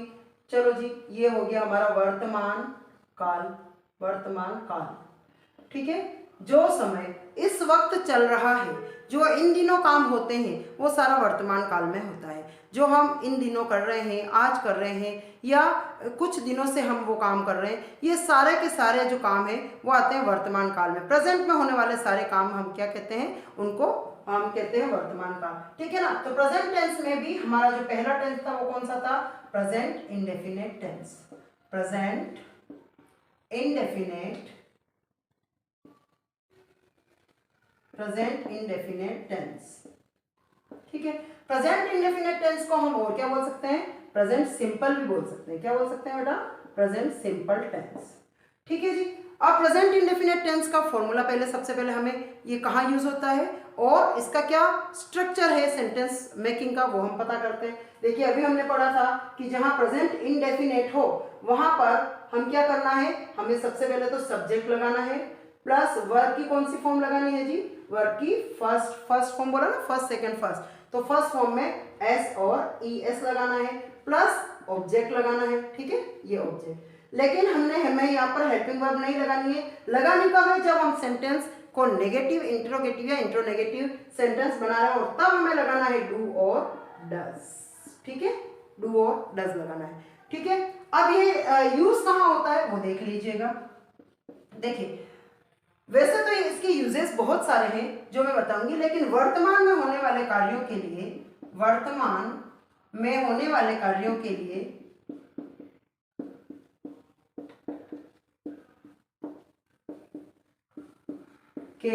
इस टेंस को यूज किया जाता है ना। वर्तमान में होने वाले कार्यों के लिए इस टेंस का यूज किया जाता है, ठीक है। अब वर्तमान में तो बहुत सारे कार्य होते हैं, उन सब का यूज, इसके यूजेस बहुत सारे, तो हम एक वन बाय वन पढ़ेंगे। तो पहले ये समझ लीजिए कि ये क्या चीज है। देखिए मैंने जैसे लिखा कि राम इज टेकिंग फूड, ठीक है, तो ये हमारा सिंपल सेंटेंस हो गया, ठीक है। क्यों? क्योंकि ये हमारा सब्जेक्ट है, ये हमारा हेल्पिंग वर्ब है, ये हमारा वर्ब है और ये हमारा ऑब्जेक्ट है, ठीक है। अब इसको नेगेटिव बनाते हैं। देखो इसको राम इज टेकिंग फूड, इसमें क्या है बेटा? हेल्पिंग वर्ब दी हुई है ना, तो ये हमारा कंटिन्यूअस टेंस है, इसलिए हेल्पिंग वर्ब दी हुई है। लेकिन अगर मैं सेंटेंस को ऐसे लिखूं कि राम टेक्स फूड, राम खाना लेता है, ठीक है, राम खाना लेता है, राम तो लेता ही है खाना, तो देखो यहां पर कोई हेल्पिंग वर्ब यूज नहीं की। क्यों? क्योंकि ये सिंपल सेंटेंस है। लेकिन अगर मैं इसको नेगेटिव, इंटरोगेटिव या फिर इंटरोनेगेटिव बनाती हूँ तब मुझे एक हेल्पिंग वर्ब की जरूरत होती है। तो मान लीजिए इसी सेंटेंस का सिंपल का मैंने बनाया नेगेटिव, क्या बनाया? राम अब टेक्स अकेला नहीं लिख सकते, हमें इसमें नेगेटिव बनाना है, यानी नॉट लिखना है वर्ब से पहले, लेकिन नॉट से पहले रिक्वायरमेंट होगी हमें एक हेल्पिंग वर्ब की, और वो हम लगाएंगे डू या डज। राम हमारा सिंगुलर है तो हम लगाएंगे डज। क्या लगाएंगे बेटा? डज। राम डज, फिर यहाँ लगा दी नॉट टेक, क्योंकि हमने डज लगा दिया तो इसमें से एस और एस को हटा देंगे। टेक के अंदर एस जो लगा है उसको हटा देंगे, या तो एस हो या ई एस हो, दोनों जो भी हो उसको हटा देंगे डज लगाने के बाद। तो Ram does not take food, Ram खाना नहीं लेता है, ठीक है, हमारे यहाँ आता है तो वो नहीं लेता है। ये नेगेटिव बन गया, इसमें हमें रिक्वायरमेंट थी हेल्पिंग वर्ब की तो हमने डज लगा दी। अगर यहाँ हमारा सब्जेक्ट प्लूरल होता यानी बहुवचन होता तो हम यहाँ पर डू लगाते, लेकिन हमारा सब्जेक्ट सिंगुलर यानी एक वचन होता, हम यहाँ पर क्या लगाएंगे? डज लगाएंगे। मतलब कह सकते हो आप कि एक वचन है ना जिसको हम सिंगुलर बोलते हैं उसके लिए हम लगाते हैं डज, और बहुवचन जिसको हम बोलते हैं प्लूरल उसके लिए हम लगाते हैं डू। ठीक है, डू लगने के बाद वर्ब की फर्स्ट फॉर्म आएगी, और डज लगने के बाद जो वर्ब की फर्स्ट फॉर्म में एस और एस लगा हुआ होता है वो हट जाएगा। वो क्या हो जाएगा? हट जाएगा। ठीक है, तो इसीलिए हमने राम टेक्स फूड में से टेक्स में से एस और एस हटा दिया, तो हमारा नेगेटिव हो गया Ram does not take food. हमने यहाँ पर हेल्पिंग वर्ब यूज कर ली, कौन सी? डज। फिर हमारा इंट्रोगेटिव बनाएंगे तो कैसे बनेगा? डज को आगे ले लिया, ये DOES does, Ram take food, not तो नहीं लगाएंगे ना क्योंकि इंट्रोगेटिव बना रहे हैं, इंट्रो नेगेटिव नहीं बना रहे। टेक फूड और पीछे क्या आ जाएगा? क्योंकि ये प्रश्न है तो क्वेश्चन मार्क, और इंट्रो नेगेटिव। अब इसमें नेगेटिव में नोट भी लगा देंगे, तो इसी को नोट लगा दो, does Ram not take food. ठीक है, और क्वेश्चन मार्क। ठीक है, समझ में आ गया है कि इस तरह से जब सिंपल सेंटेंस हम बना रहे हैं तो यहाँ पर कोई हेल्पिंग वर्ब की जरूरत नहीं है, सीधा हमने क्या लिख दिया? वर्ब की फर्स्ट फॉर्म में एस और एस लिख दिया। लेकिन बाकी के सेंटेंस बनाते हैं तब हमें हेल्पिंग वर्ब की जरूरत होती है। अगर हमारा एक वचन है तो डज लगाओ, अगर हमारा ये सब्जेक्ट बहुवचन है तो डू लगाओ। तो does Ram not take food, does Ram take food, does Ram not take food. ठीक है ना, ये हमारे चारों सेंटेंस बन जाते हैं। अच्छा जी, अब इसमें ये उतार लीजिए, उसके बाद हम आगे बढ़ते हैं।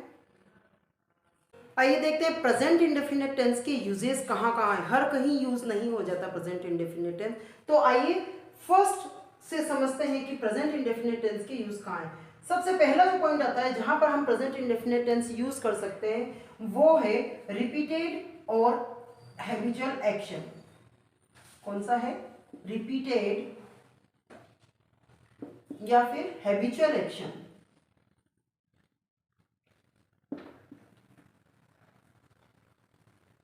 रिपीटेड और हैबिचुअल एक्शन का मतलब हुआ कि ऐसे काम जो हम बार बार रिपीट करते हैं या फिर जो हमारी हैबिट हो उसमें हम प्रेजेंट इंडेफिनिट टेंस, और प्रेजेंट इंडेफिनिट टेंस का मतलब है वर्ब की फर्स्ट फॉर्म में एस और ईएस, अगर सिंगुलर है तो, नहीं है तो नहीं, तो प्रेजेंट इंडेफिनिट टेंस यानी वर्ब की फर्स्ट फॉर्म का यूज करते हैं। ठीक है ना, तो रिपीटेड एक्शन और हैबिचुअल एक्शन कौन कौन से हो सकते हैं? जो काम आप हर रोज करते हैं, हर दिन उठते हैं, नहाते हैं, हर दिन आप पढ़ाई करते हैं, स्टडी करते हैं, खाना खाते हैं, घूमने जाते हैं, तो ये हर रोज के जो काम है, या फिर वीक में एक बार करें या मंथ में एक बार करें, मंथ में 2 बार करें, ईयरली करें, ये सारे ही एक्शन जो बार बार रिपीट होते हैं, चाहे कुछ दिनों को छोड़कर ही रिपीट क्यों ना हो, ऐसे सारे एक्शन बेटा इसमें आते हैं। किसमें? प्रेजेंट इंडेफिनिट टेंस में, यानी रिपीटेड या फिर हैबिचुअल एक्शन। जो आपकी हैबिट होती है, जैसे कोई स्मोक करता है तो ये उसकी हैबिट है, तो वो भी प्रेजेंट इंडेफिनिट टेंस में आता है, बार बार करता है ना। तो आदतें तो हमें बार बार कोई भी काम करने को मजबूर करती है, तो वो सारे रिपीटेड ही हो जाते हैं। तो प्रेजेंट इंडेफिनिट टेंस में फर्स्ट जो हमारा पॉइंट है रिपीटेड और हैबिचुअल एक्शन का। कैसे पहचाने कि लिखी हुई लाइन प्रेजेंट इंडेफिनिट टेंस ही है और उसमें भी रिपीटेड या हैबिचुअल एक्शन है? देखिए, जो भी रिपीटेड और हैबिचुअल एक्शन आता है ना, उनमें लगभग मोस्टली इस तरह के कीवर्ड्स आते हैं। कीवर्ड्स को ध्यान से देखिएगा, जिसमें लिखा हुआ आई always, generally, usually, often, never, daily, sometimes, every day, every week, every month या एवरी ईयर, ये सारे रिपीटेड एक्शन के ही इंडिकेशन से ऑलवेज यानी हमेशा कोई काम करना, वो हमेशा करता रहता है, जनरली वो ये काम करता रहता है, यूजुअली वो स्मोक करता रहता है, ऑफन वो हमारे घर आता रहता है, नेवर वो कभी झूठ नहीं बोलता है, नेवर लाई, है ना, डेली वो हमेशा काम करता है। तो सबका मीनिंग क्या है? डेली का मतलब है हमेशा, समटाइम्स कभी कभी, ठीक है, every day, every week, every month, हर महीने, हर साल, हर महीने, हर साल, हर सप्ताह काम होने वाले सारे के सारे आते हैं रिपीटेड एक्शन में या हैबिचुअल एक्शन में। एग्जाम्पल हम देखते हैं, Hemant dash come our house daily. देखिए अब इसमें आपको पहचानना है कि कैसे हम इस लाइन को देखकर पहचान जाए कि प्रेजेंट इंडेफिनिट टेंस है। ऑप्शंस हमारे पास इस तरह से हैं, it comes, option B is come, option C is came, option D is coming.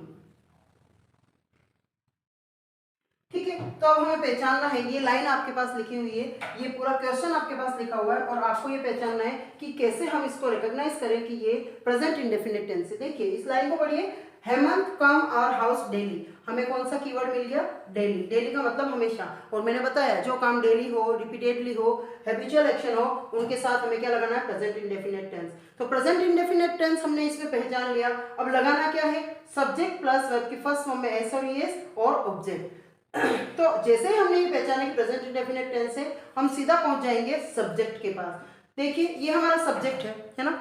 तो सब्जेक्ट हमारा सिंगुलर है या प्लूरल? देखिए हेमंत एक ही है, एक वचन है, तो हेमंत सिंगुलर है। और अगर हमारा सब्जेक्ट सिंगुलर है तो उसमें वर्ब की फर्स्ट फॉर्म में एस और ईएस लगा देंगे। तो वर्ब की फर्स्ट फॉर्म यहाँ दी हुई होती है ऑलरेडी, इसमें एस और ईएस लगाना है। एस लगाना है या ईएस, ये वर्ब डिसाइड करती है हमने, ठीक है ना? तो कम का क्या हो जाएगा? Comes, COMES। ये कम्स है, ये कम है, ये केम है और इस कमिंग है। तो कौन सा आंसर करेक्ट है? ऑब्वियसली ये करेक्ट है। क्यों? क्योंकि हमारा जो सब्जेक्ट है वो है सिंगुलर, और सिंगुलर में वर्ब के फर्स्ट फॉर्म के साथ एस और ईएस लगता है, जो कि यहाँ लगा हुआ है। यहाँ पर क्या है? वर्ब की फर्स्ट फॉर्म है, हो सकती है वर्ब की फर्स्ट फॉर्म थर्ड भी हो सकती है, लेकिन वर्ब की फर्स्ट फॉर्म में एस और ईएस नहीं लगा है, तो ये प्लूरल का ऑप्शन होगा। यहाँ पर अगर प्लूरल होता हेमंत एंड आशा, तो यहाँ पर हम कम लगा देते हैं, लेकिन ये सिंगुलर है तो हम कम्स लगाएंगे। फिर केम तो वर्ब की सेकंड फॉर्म होगी, जो इसमें नहीं आती है। इज कमिंग कंटिन्यूअस टेंस है, वर्ब की फर्स्ट फॉर्म में आएगी, वो भी नहीं आएगा। तो हमारा करेक्ट आंसर क्या हुआ? कम्स। Is that clear? ठीक है, आगे बढ़ते हैं और हम दूसरा एक और क्वेश्चन लेते हैं। वी डैश विजिट और मामा's हाउस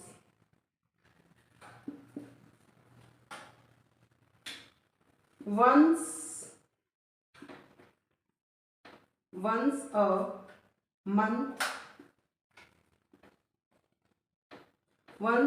month, है ना? देखिए अब देखिए इसमें पहचानिए कि कैसा और ऐसा कौन सा कीवर्ड है जो आपको ये बताएगा कि प्रेजेंट इंडेफिनिट टेंस है, ठीक है ना? ऐसे हम पहचानते हैं। चलिए जी, ऑप्शंस हमारे पास क्या है? Visited, option B visits, option C है विजिट, और ऑप्शन डी है do not visit, do not visiting. ठीक है, अब देखते हैं कौन सा आंसर करेक्ट है। ऑब्वियसली ये देखिए हमारा सिंपल सेंटेंस है ना? ना तो ये नेगेटिव सेंटेंस है, ना ही इंटरोगेटिव। तो अगर नेगेटिव और इंटरोगेटिव नहीं है तो डू और डज यहाँ पर नहीं आएगा, ठीक है ना? तो देखिए अब सबसे पहले हमें पहचानना है कि कौन सा ऐसा कीवर्ड है जो हमें ये प्रेजेंट इंडेफिनिट टेंस से बताएगा। वंस अ वीक, महीने में एक बार होने वाला, यानी वो हर महीने जाते हैं, बार बार रिपीट करते हैं। तो रिपीटेड एक्शन हो गया, हर महीने करते हैं, रिपीटेड एक्शन है, बार बार जाते हैं या उनकी आदत है, तो वो आएगा प्रेजेंट इंडेफिनिट टेंस। और प्रेजेंट इंडेफिनिट टेंस का मतलब रख लीजिए वर्ब की फर्स्ट फॉर्म। सिंगुलर है तो एस लगाइए, नहीं है तो नहीं लगाइए। तो हमने पहचान लिया प्रेजेंट इंडेफिनिट टेंस। अब हम पहुंचते हैं सीधा कहाँ? सब्जेक्ट के पास। सब्जेक्ट क्या है हमारा? सिंगुलर है या प्लूरल है? ऑब्वियसली वी है, वी का मतलब हम तो सिंगुलर नहीं हो सकते, हम प्लूरल ही होता है। तो जब हम प्लूरल है तो इसमें एस और एस लगाएंगे या नहीं लगाएंगे? बिल्कुल नहीं लगाएंगे, क्योंकि हमने सीखा है कि अगर वर्ब की फर्स्ट फॉर्म में एस और एस तब लगता है जब हमारा सब्जेक्ट सिंगुलर होता है, लेकिन यहाँ हमारा सब्जेक्ट प्लूरल है तो वर्ब की बेस फॉर्म ही लगेगी। और प्ले है तो प्ले ही लगेगा, राइट है तो राइट ही लगेगा, विजिट है तो विजिट ही लगेगा, ठीक है ना? तो हमारा ऑप्शन कौन सा सही होगा? विजिटेड नहीं हो सकता वर्ब की सेकेंड फॉर्म में, विजिट्स भी नहीं हो सकता है, क्योंकि अगर सिंगुलर सब्जेक्ट है तो विजिट्स लिखेंगे। विजिट बिल्कुल हो सकता है, विजिट ही हमारा करेक्ट आंसर है, क्योंकि हमारा जो प्लूरल सब्जेक्ट है, ये सब्जेक्ट जो है वो प्लूरल है, इसलिए विजिट आएगा। डू नॉट विजिटिंग नहीं हो सकता, डू नॉट हो सकता है, लेकिन अगर नेगेटिव हो तो हो सकता है, लेकिन उसके साथ विजिटिंग नहीं आकर डू नॉट विजिट आएगा, तो ये विजिटिंग है तो ऑप्शन ही गलत है, ठीक है ना। तो हमारा करेक्ट आंसर कौन सा हुआ, विजिट। ईएस क्यों नहीं लगाया, क्योंकि हमने यहाँ पर हमारा जो सब्जेक्ट है वो कौन सा है, सिंगुलर नहीं होकर प्लूरल है, बहुवचन है। बहुवचन सब्जेक्ट के साथ वर्ब में एस और ईएस नहीं लगता है, एक वचन यानी सिंगुलर के साथ लगता है। तो मुझे आशा है कि आपको ये समझ में आ गया होगा कि क्या सिंगुलर के साथ लगता है और क्या नहीं लगता है, ठीक है ना।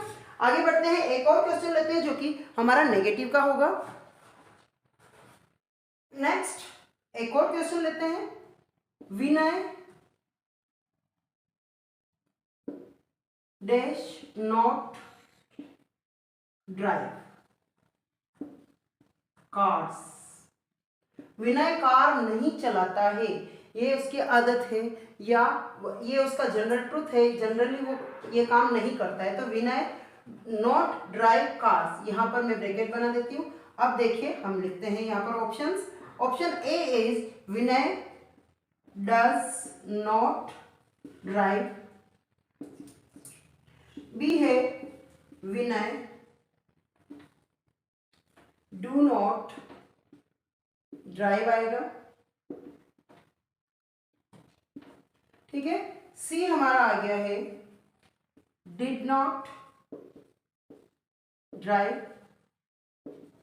और डी हमारा आ गया है डज नॉट ड्राइव्स। कौन सा आंसर करेक्ट है, जल्दी से बता दीजिएगा। हमारा जो आंसर है वो है, क्या ये हो सकता है डज नॉट ड्राइव, बिल्कुल हो सकता है। चलो दूसरे क्यों नहीं हो सकते हैं, डू नॉट ड्राइव क्यों नहीं हो सकता है। सबसे पहले तो विनय हमारा क्या है, सिंगुलर है, कैसे पता पड़ा कि उसकी आदत है, ठीक है ना। सिंगुलर है तो वर्ब में एस और एस नहीं लगेगा। लेकिन ये तो हमारा नेगेटिव सेंटेंस है, और नेगेटिव सेंटेंस में हमें हेल्पिंग वर्ब की जरूरत होती है। अब वो डू नॉट होगी या फिर डज नॉट होगी। अगर ये सिंगुलर है तो डज नॉट होगी, अगर ये प्लूरल है तो डू नॉट होगी। विनय सिंगुलर है तो डज नॉट होगी। तो डू इसलिए नहीं लगेगा क्योंकि ये प्लूरल नहीं है, ठीक है ना। तो ये रॉन्ग हो गया। दूसरा डिड तो पास्ट टेंस में लगता है, इसलिए ये भी नहीं लगेगा। डज नॉट, ये डज नॉट ड्राइव्स लग सकता है। दो हमारे पास ऑप्शन है, डज नॉट और ये भी डज नॉट। लेकिन इनमें से कौन सा करेक्ट है, ये वाला। क्यों करेक्ट है, क्योंकि देखिए डज लगने के बाद ड्राइव में से एस और एस हट जाएगा, जो कि यहाँ हटा हुआ है, लेकिन यहाँ पर डज नॉट ड्राइव्स लिखा हुआ है, ये पूरा रॉन्ग है। So which is the correct answer, this one is the correct answer, does not drive. I hope आपको समझ में आ गया है कि कहाँ डू लगाना है, कहाँ डज लगाना है और कहाँ नहीं लगाना है। तो बढ़ते हैं हमारे नेक्स्ट यूज की तरफ। दूसरा यूज है यूनिवर्सल एंड साइंटिफिक ट्रूथ। ऐसे सत्य जिनको हम कभी भी बदल नहीं सकते। यूनिवर्स के ऐसे सत्य जो यूनिवर्स से जुड़े हो, या फिर साइंस ने जिस चीज को प्रूफ कर दिया हो कि ये भी बदला नहीं जा सकता, वो सारे सच हमेशा वर्ब की फर्स्ट फॉर्म में आते हैं। किस में आते हैं, वर्ब की फर्स्ट फॉर्म में, यानी कि प्रेजेंट इंडेफिनिट टेंस में। कैसे, जैसे हम देखते हैं the sun dash in the east, ठीक है। तो the sun in the east, यहां पर मैं वर्ब लगाती हूं राइज, एस ई राइज, ठीक है। The sun rise in the east. Options हमारे पास है a rises, option b rose, option c rise, option d have rise. देखो क्या ऑप्शन है, सबसे पहले तो हमें लाइन को देखनी है कि ये कौन सा टेंस हमें पता पड़ रहा है इस लाइन को पढ़ने से। The sun rise in the east, ये तो यूनिवर्सल ट्रुथ है, ये ब्रह्मांडीय सत्य है। यूनिवर्सल ट्रुथ का मतलब हो गया शाश्वत सत्य, शाश्वत सत्य जिन्हें हम कभी भी बदल नहीं सकते। क्या नहीं कर सकते, बदल नहीं सकते। आज भी सन जो है वो इससे उगता है, पास्ट में भी उगता था और फ्यूचर में भी उगता रहेगा, यानी ये एक शाश्वत सत्य है, इसे बदला नहीं जा सकता। ठीक इसी तरह से साइंटिफिक ट्रूथ है, उनको भी हम बदल नहीं सकते। तो ऐसे सत्य जिन्हें बदला नहीं जा सकता, जैसे सन का ईस्ट में राइज होना और वेस्ट में सेट होना, ठीक इसी तरह से जो धरती है, पृथ्वी है, जो अर्थ है, उसका सन के चारों तरफ चक्कर लगाना है ना, वो भी हम चेंज नहीं कर सकते। मून का रिवॉल्विंग करना, वो भी हम चेंज नहीं कर सकते। ये सारे सत्य जो यूनिवर्सल ट्रूथ है वो हमेशा वर्ब की फर्स्ट फॉर्म यानी कि प्रेजेंट इंडेफिनिट टेंस में आते हैं। तो the sun rises in the east, ये हमें पता पड़ गया कि ये यूनिवर्सल ट्रूथ है, ठीक है ना। यूनिवर्सल ट्रूथ है तो हम इसको प्रेजेंट इंडेफिनिट टेंस में यानी कि वर्ब की फर्स्ट फॉर्म में लिखेंगे। अब हमें देखना है कि वर्ब की फर्स्ट फॉर्म में कौन से ऑप्शन है हमारे पास, राइजेस, रोज, राइज और हैव राइज। हैव आया, परफेक्ट टेंस आ गया, रोज नहीं आ सकता, राइजेस और राइज दो ऑप्शन हमारे पास बचते हैं। अब देखना है सब्जेक्ट सन इज सिंगुलर और प्लूरल। सन हमारा सिंगुलर है, सिंगुलर के साथ हमें एस और एस लगाना है यानी कि rises is the correct option. तो यूनिवर्सल ट्रुथ में हमें क्या लगाना है, वर्ब की फर्स्ट फॉर्म यानी कि प्रेजेंट इंडेफिनिट टेंस, ठीक है ना। ठीक इसी तरह से साइंटिफिक ट्रुथ, उसमें भी हम क्या लगाएंगे, प्रेजेंट इंडेफिनिट टेंस। कैसे, देखिए इसको देख लीजिए। साइंटिफिक ट्रुथ में देखिए, water dash freeze at 0 degree centigrade, ठीक है ना। Option A is it's freezes, it's freeze, it's frozen या इट्स फ्रीजिंग। क्या आंसर करेक्ट हो सकता है? देखिए पहले तो हमें ये देखना है कि इसमें टेंस क्यों यूज हो रहा है प्रेजेंट इंडेफिनिट, क्योंकि ये साइंटिफिक ट्रूथ है। साइंस ने प्रूव किया है कि 0 डिग्री सेंटीग्रेड पर ही वाटर जो है वो जम जाता है, बर्फ बन जाता है, आइस बन जाता है। तो water freezes at 0 degree centigrade, ये भी सत्य है और साइंटिफिक ट्रूथ है। साइंस ने इसे प्रूव किया है और इस सत्य को हम नहीं बदल सकते। हम 99 पर भी नहीं जमा सकते और ना ही हम 2 डिग्री पर जमा सकते हैं। ये कब जमा सकते हैं, एग्जैक्टली जमना का पानी चालू होता है जब वो 0 डिग्री सेंटीग्रेड पर पहुंच जाता है तब, और 100 डिग्री पर उबलने लगता है। तो ये दोनों ही साइंटिफिक ट्रूथ है और जो हम नहीं बदल सकते, और नहीं बदलने वाले सत्य किसमें आते हैं, प्रेजेंट इंडेफिनिट टेंस में आते हैं। वाटर इज सिंगुलर और प्लूरल, ऑब्वियसली वाटर जो है ये अनकाउंटेबल नाउन है और इसलिए ये सिंगुलर में काउंट होता है। सिंगुलर है तो इसके साथ क्या आएगा, फ्रीजेज आएगा। ऑब्वियसली फ्रीज में एस और एस लगेगा, फ्रीजेज इज द करेक्ट आंसर। तो आपको समझ में आ गया, यूनिवर्सल और साइंटिफिक ट्रूथ के साथ हम प्रेजेंट इंडेफिनिट टेंस का यूज करते हैं। नेक्स्ट है फ्यूचर फिक्स्ड प्लान। थर्ड हमारा जो यूज है प्रेजेंट इंडेफिनिट टेंस का वो है फ्यूचर फिक्स्ड प्लान। ऐसे प्लान जो हमने होने वाले तो वो फ्यूचर में है लेकिन उसका प्लान आज तैयार है, मतलब वो होने ही होने, जिनके 99% पूरा होने की गारंटी हो, 99% पूरा होने की पॉसिबिलिटी हो, ऐसे प्लान जो कि आज बन चुके हैं, भले ही वो इवेंट फ्यूचर में होगा लेकिन प्लान आज बन चुका है, उसको भी हम प्रेजेंट इंडेफिनिट टेंस में ले सकते हैं। इसका मतलब ये नहीं कि फ्यूचर टेंस में नहीं ले सकते, फ्यूचर इंडेफिनिट में भी ले सकते हैं लेकिन प्रेजेंट इंडेफिनिट टेंस में भी उसको लिया जा सकता है। कैसे, जैसे the prime minister, the PM dash visit Kanpur tomorrow, या टुमारो की जगह नेक्स्ट वीक, नेक्स्ट मंडे लिख देते हैं, नेक्स्ट मंडे। अब देखिए प्राइम मिनिस्टर कोई छोटी मोटी चीज तो है नहीं, अगर वो आएगा तो जरूर कोई प्लान बना होगा, उसके लिए टेंट लगे होंगे बहुत सारे, उसके लिए एडवर्टाइजमेंट हुए होंगे, क्योंकि वो किसी न किसी कारण से आ रहे हैं तो उनका प्लान कैंसिल होना जनरली नहीं होता है और जनरली वो 99% होता ही होता है।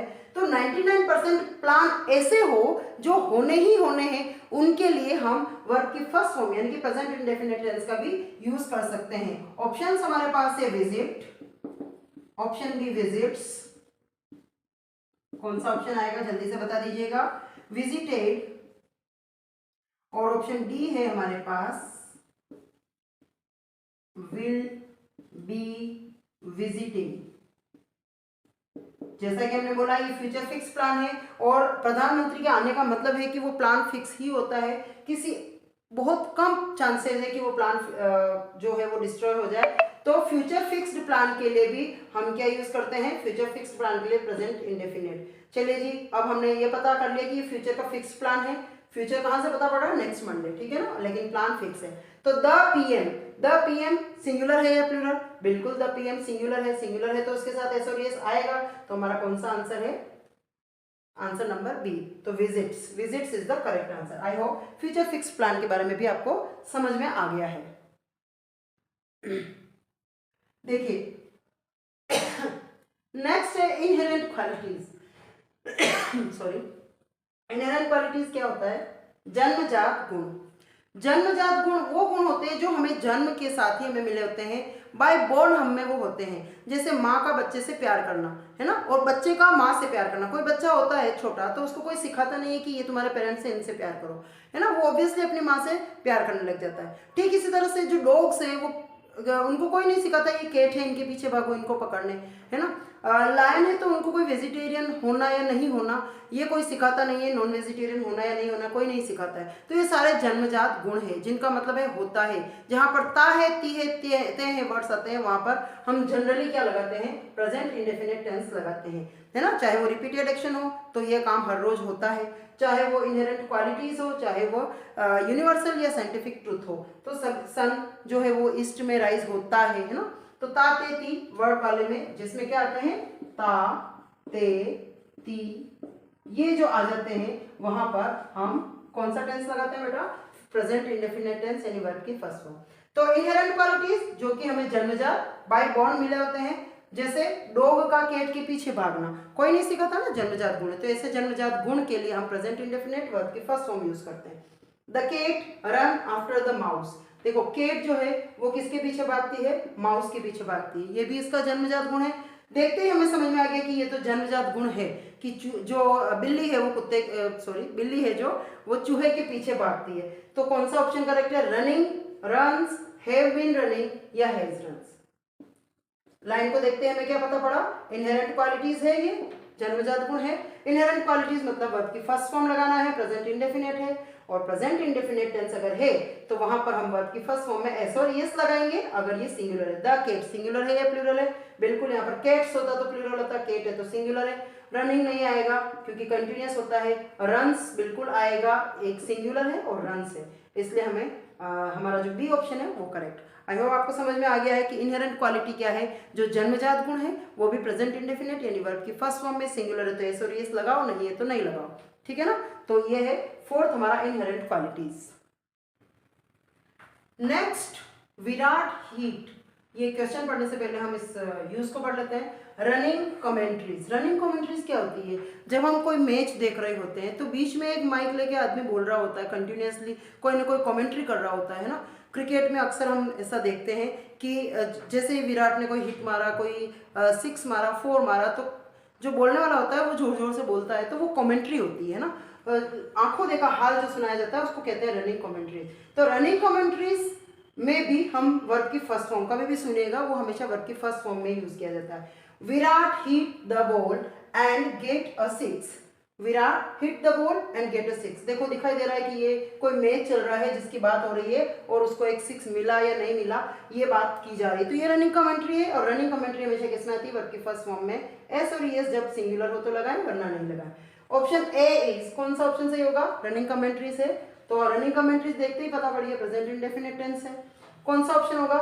ऑप्शन ए। यहाँ पर मैंने 2 वर्ब लिखी है, एक तो है हिट, एक है गेट। तो कौन सा आंसर करेक्ट है?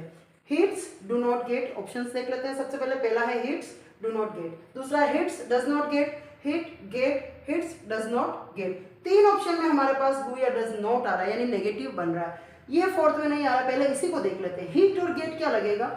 विराट सिंगुलर है तो इसमें एस और एस ऐड होना चाहिए, है ना। तो या हिट्स या गेट्स दोनों ही नहीं है तो ये रॉन्ग हो गया। अब बाकी को देखते हैं। चलिए, hits, do not gate, negative है तो डू और डज लगेगा, बिल्कुल लगेगा।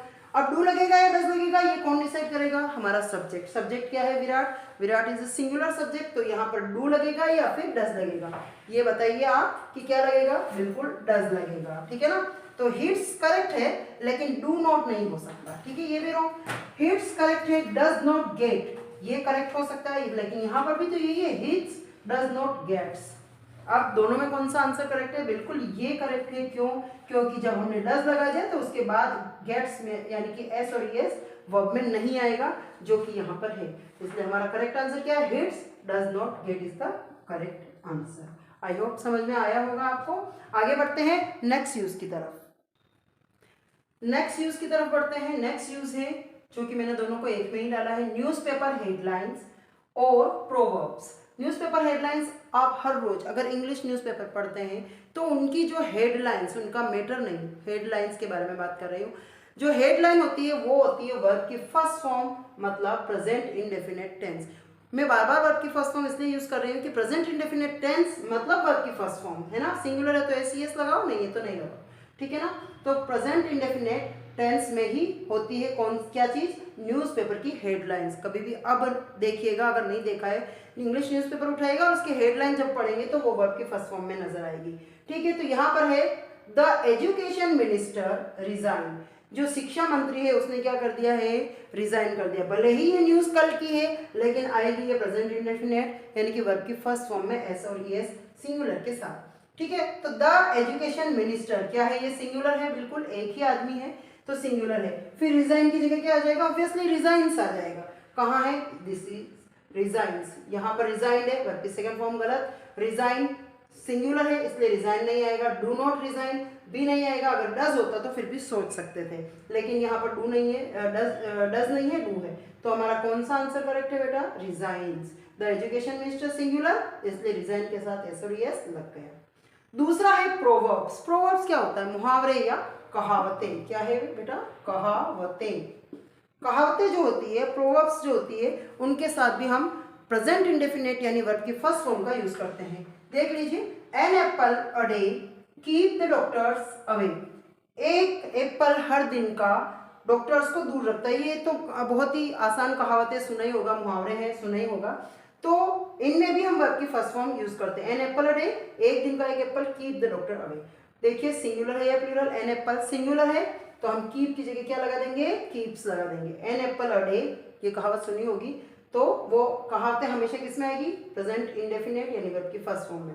एन एप्पल सिंगुलर है तो कीप की जगह क्या आ जाएगा, कीप्स आ जाएगा। अब मुझे अच्छे से विश्वास है कि आपको सिंगुलर और प्लूरल में कोई गड़बड़ी नहीं होगी। सिंगुलर एस लगाओ, नहीं है तो नहीं लगाओ, जहाँ एस लग रहा है डज लगा दो, अगर दूसरे सेंटेंसेस बनाने हैं और नहीं लग रहा है तो नहीं लगाओ, डू लगा दो, ठीक है ना। तो ये है हमारा प्रेजेंट इंडेफिनिट टेंस। आगे बढ़ते हैं प्रेजेंट कंटिन्यूअस टेंस की तरफ।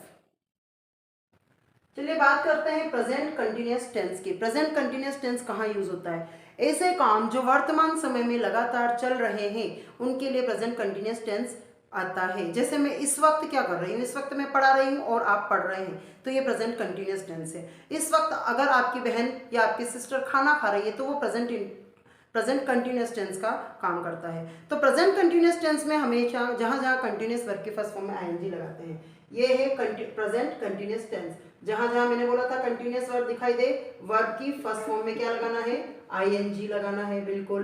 ऑब्जेक्ट हमारा यहाँ है और सब्जेक्ट हमारा यहाँ है। अब क्या चाहिए, helping verb. Present continuous tense में हेल्पिंग वर्ब लगती है इज, एम और आर। अगर आई के साथ लगाना है तो एम लगाइए, इज सिंगुलर के साथ और आर प्लूरल के साथ हम लगाते हैं, ठीक है ना। तो समझ में आ गया है, subject is, am, are plus verb के फर्स्ट फॉर्म में आईएनजी और ऑब्जेक्ट, ये है प्रेजेंट कंटिन्यूअस टेंस। कहां लगता है बेटा, जो कार्य वर्तमान समय में चल रहा है, वर्तमान समय में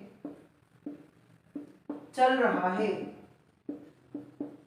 उसके लिए ये टेंस यूज आता है। मैं खाना खा रही हूं तो क्या आता है इसमें, रहा है, रही है, रहे हैं, ऐसे वर्ड्स आते हैं।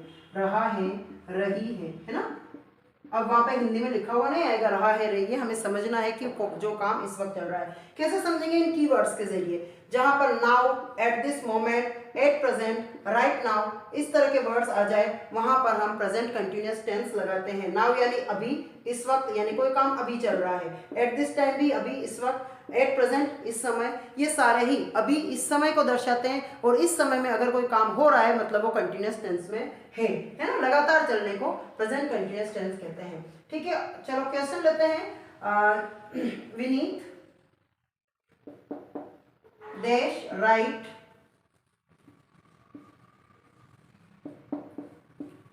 a novel at this time। कोई भी प्रेजेंट टाइम को दर्शाने वाला कार्य हो वहां पर प्रेजेंट कंटिन्यूअस टेंस लगा देते हैं, जो कि काम चल रहा हो लगातार। ऑप्शंस हमारे पास क्या है, is writing, option B has written,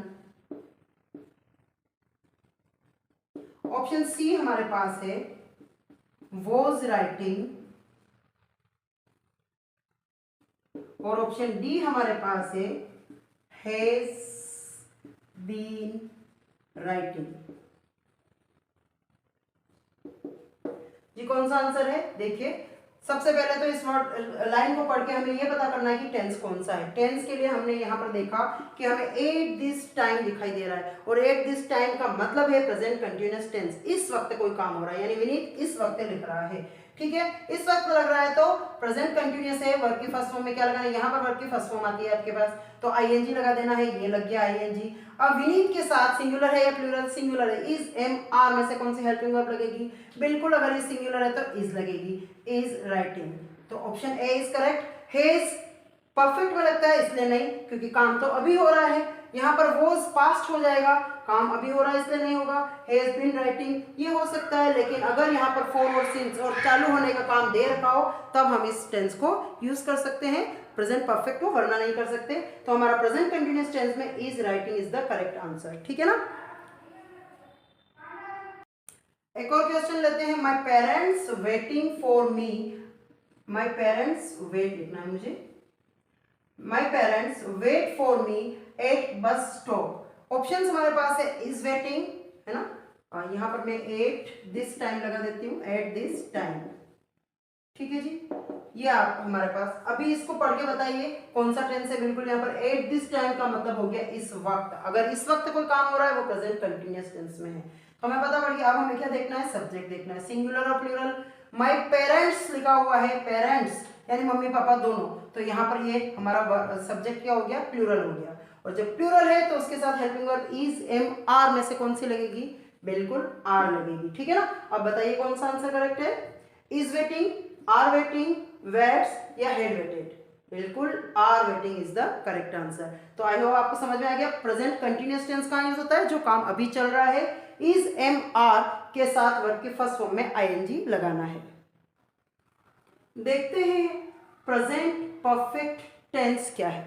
present perfect tense वो है जिसमें कोई काम अभी अभी खत्म हुआ हो और जिसका प्रभाव अभी तक हो। कोई भी ऐसे कार्य जो हमने अभी अभी खत्म किए हैं, हो सकता है इन दिनों में यानी लास्ट मंथ खत्म किया हो, या फिर लेकिन उसका इफेक्ट अभी होना चाहिए, है ना। या अभी अभी मैंने खाना खाया है तो उसका इफेक्ट अभी भी है। पिछले महीने या पिछले वीक मैंने कोई एग्जाम दिया है तो वो भी अभी अभी खत्म हुए हैं। हमारे जैसे 12th के एग्जाम है तो अभी खत्म हुए हैं।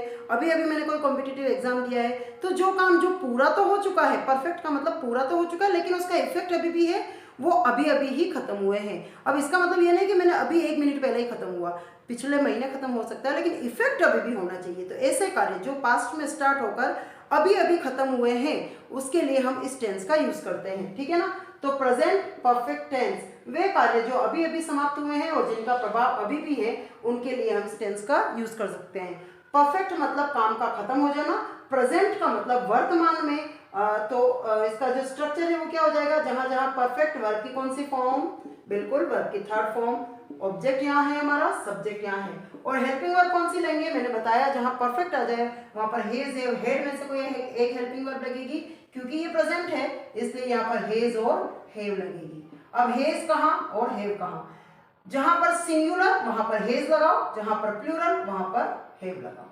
सिंगुलर के साथ हेज, प्लूरल के साथ हेव। ठीक है ना। तो अब आगे देखते हैं, चलिए। अच्छा जी, कीवर्ड क्या क्या है, कैसे पहचाने कि ये प्रेजेंट परफेक्ट का ही सेंटेंस है? जहां पर just, yet, ever, never, already, recently और लेटली जैसे शब्द या वर्ड आ जाते हैं वो काम का अभी अभी खत्म होना बताते हैं और वो प्रेजेंट परफेक्ट टेंस में आते हैं। चलिए आप समझ में आ गया है प्रेजेंट परफेक्ट टेंस यानी काम का अभी अभी खत्म होना। ठीक है ना। We finished the lunch already. Already यानी पहले से ही, मतलब खत्म हो चुका है वो काम। ठीक है ना। तो अब फिनिश, ठीक है ना, finish, we finish the lunch already, यहाँ पर वर्ब की फर्स्ट फॉर्म ही आती है। ठीक है ना। अब बताइए जी, क्योंकि हमें पता पड़ गया ऑलरेडी देखते ही कि काम खत्म हो चुका है तो प्रेजेंट परफेक्ट टेंस क्या लगेगा? सब्जेक्ट हेज है, वर्ब की थर्ड फॉर्म और ऑब्जेक्ट। तो हेज और है दो ऑप्शन है, तो हमें क्या देखना है? हमें देखना है हमारा सब्जेक्ट। सब्जेक्ट क्या है? सिंगुलर या प्लूरल? वी किस में आता है? वी आता है प्लूरल में। प्लूरल है तो हम हैव लगाएंगे। ठीक है। तो क्या हो जाएगा? हैव प्लस वर्ब की थर्ड फॉर्म। ढूंढिए कहाँ है हैव प्लस वर्ब की थर्ड फॉर्म? ये है या फिर ये है? बिल्कुल हैव प्लस वर्ब की थर्ड फॉर्म। हैज इसलिए नहीं लगेगा क्योंकि सिंगुलर नहीं है सब्जेक्ट, रॉन्ग हो गया। हैड पास्ट में आता है, आर कंटिन्यूअस टेंस है ही नहीं, ऑलरेडी यानी काम का पूरा हो जाना, तो have finished is the correct answer. Have finished is the correct answer. आगे देखते हैं, I finish my lunch just. पहले लाइन पढ़िए और बताइए कैसे पता पड़ा परफेक्ट प्रेजेंट परफेक्ट टेंस से। बिल्कुल जस्ट का मतलब होता है अभी अभी, और जस्ट जहाँ आ गया प्रेजेंट परफेक्ट टेंस, ठीक है। आई फिनिश, फिनिश हमारी वर्ब है, माई लंच मैंने अपना लंच पूरा खत्म कर लिया है अभी अभी, ठीक है ना। आई have finished, has finished, had या फिर हैव बीन फिनिश्ड। बिल्कुल यूं तो आई सिंगुलर है लेकिन बड़ा अहम ही है और बैठता अहम बहुत है इसमें, इसलिए कहता मैं सिंगुलर लोगों के साथ नहीं बैठूंगा, मैं जाऊंगा प्लूरल के साथ। तो आई सिंगुलर होते हुए भी प्लूरल के साथ बैठता है जब हैव हैज या हेड की बात आती है। तो आई के साथ हैज न लगकर आई के साथ क्या लगता है बेटा, हैव लगता है। तो आई के साथ हमेशा क्या लगाना है आपको, हैव लगाना है, ठीक है। आई के साथ डज नहीं लगता है, सिंगुलर होने के बाद डू लगता है, आई डू, है ना। तो ऐसे ही क्योंकि कभी कभी इसको इच्छा हो जाती है कि मैं तो बहुत अकेला महान हूँ, अहम होता है ना, मैंने किया, मैं, तो मैं मतलब महान, और मैं मतलब महान है तो वो सिंगुलर या ऑर्डिनरी लोगों के साथ ना बैठ के प्लूरल के साथ चला जाता है। तो आई के साथ हैव लगेगा ना कि हैज। तो बताइए आई के साथ हैव और वर्ब की थर्ड फॉर्म ढूंढिए कहाँ है, have finished, has finished, had finished या have been finished. Perfectly have finished, I have finished is the correct answer. Next, Mukesh see this film yet. यहाँ पर आया है यट, जो हमें ये बता रहा है कि ये प्रेजेंट परफेक्ट टेंस है। ये जरूर ध्यान रखिएगा, याद कर लीजिएगा। यहाँ पर एक चीज मैं और लिखना चाहूंगी, वो है सो फार। ये भी आ जाए तब भी प्रेजेंट परफेक्ट टेंस है।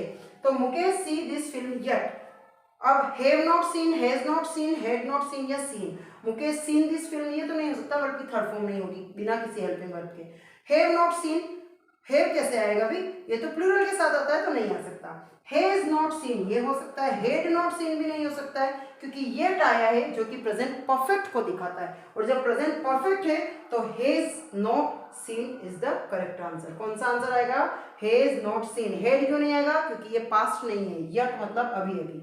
हैव नॉट सीन क्यों नहीं आएगा, क्योंकि हैव प्लूरल के साथ लगता है और हैज लगता है सिंगुलर के साथ, मुकेश सिंगुलर है, इसलिए has not scene is the correct answer. I hope आपको प्रेजेंट परफेक्ट टेंस आराम से अच्छे से समझ में आ गया है।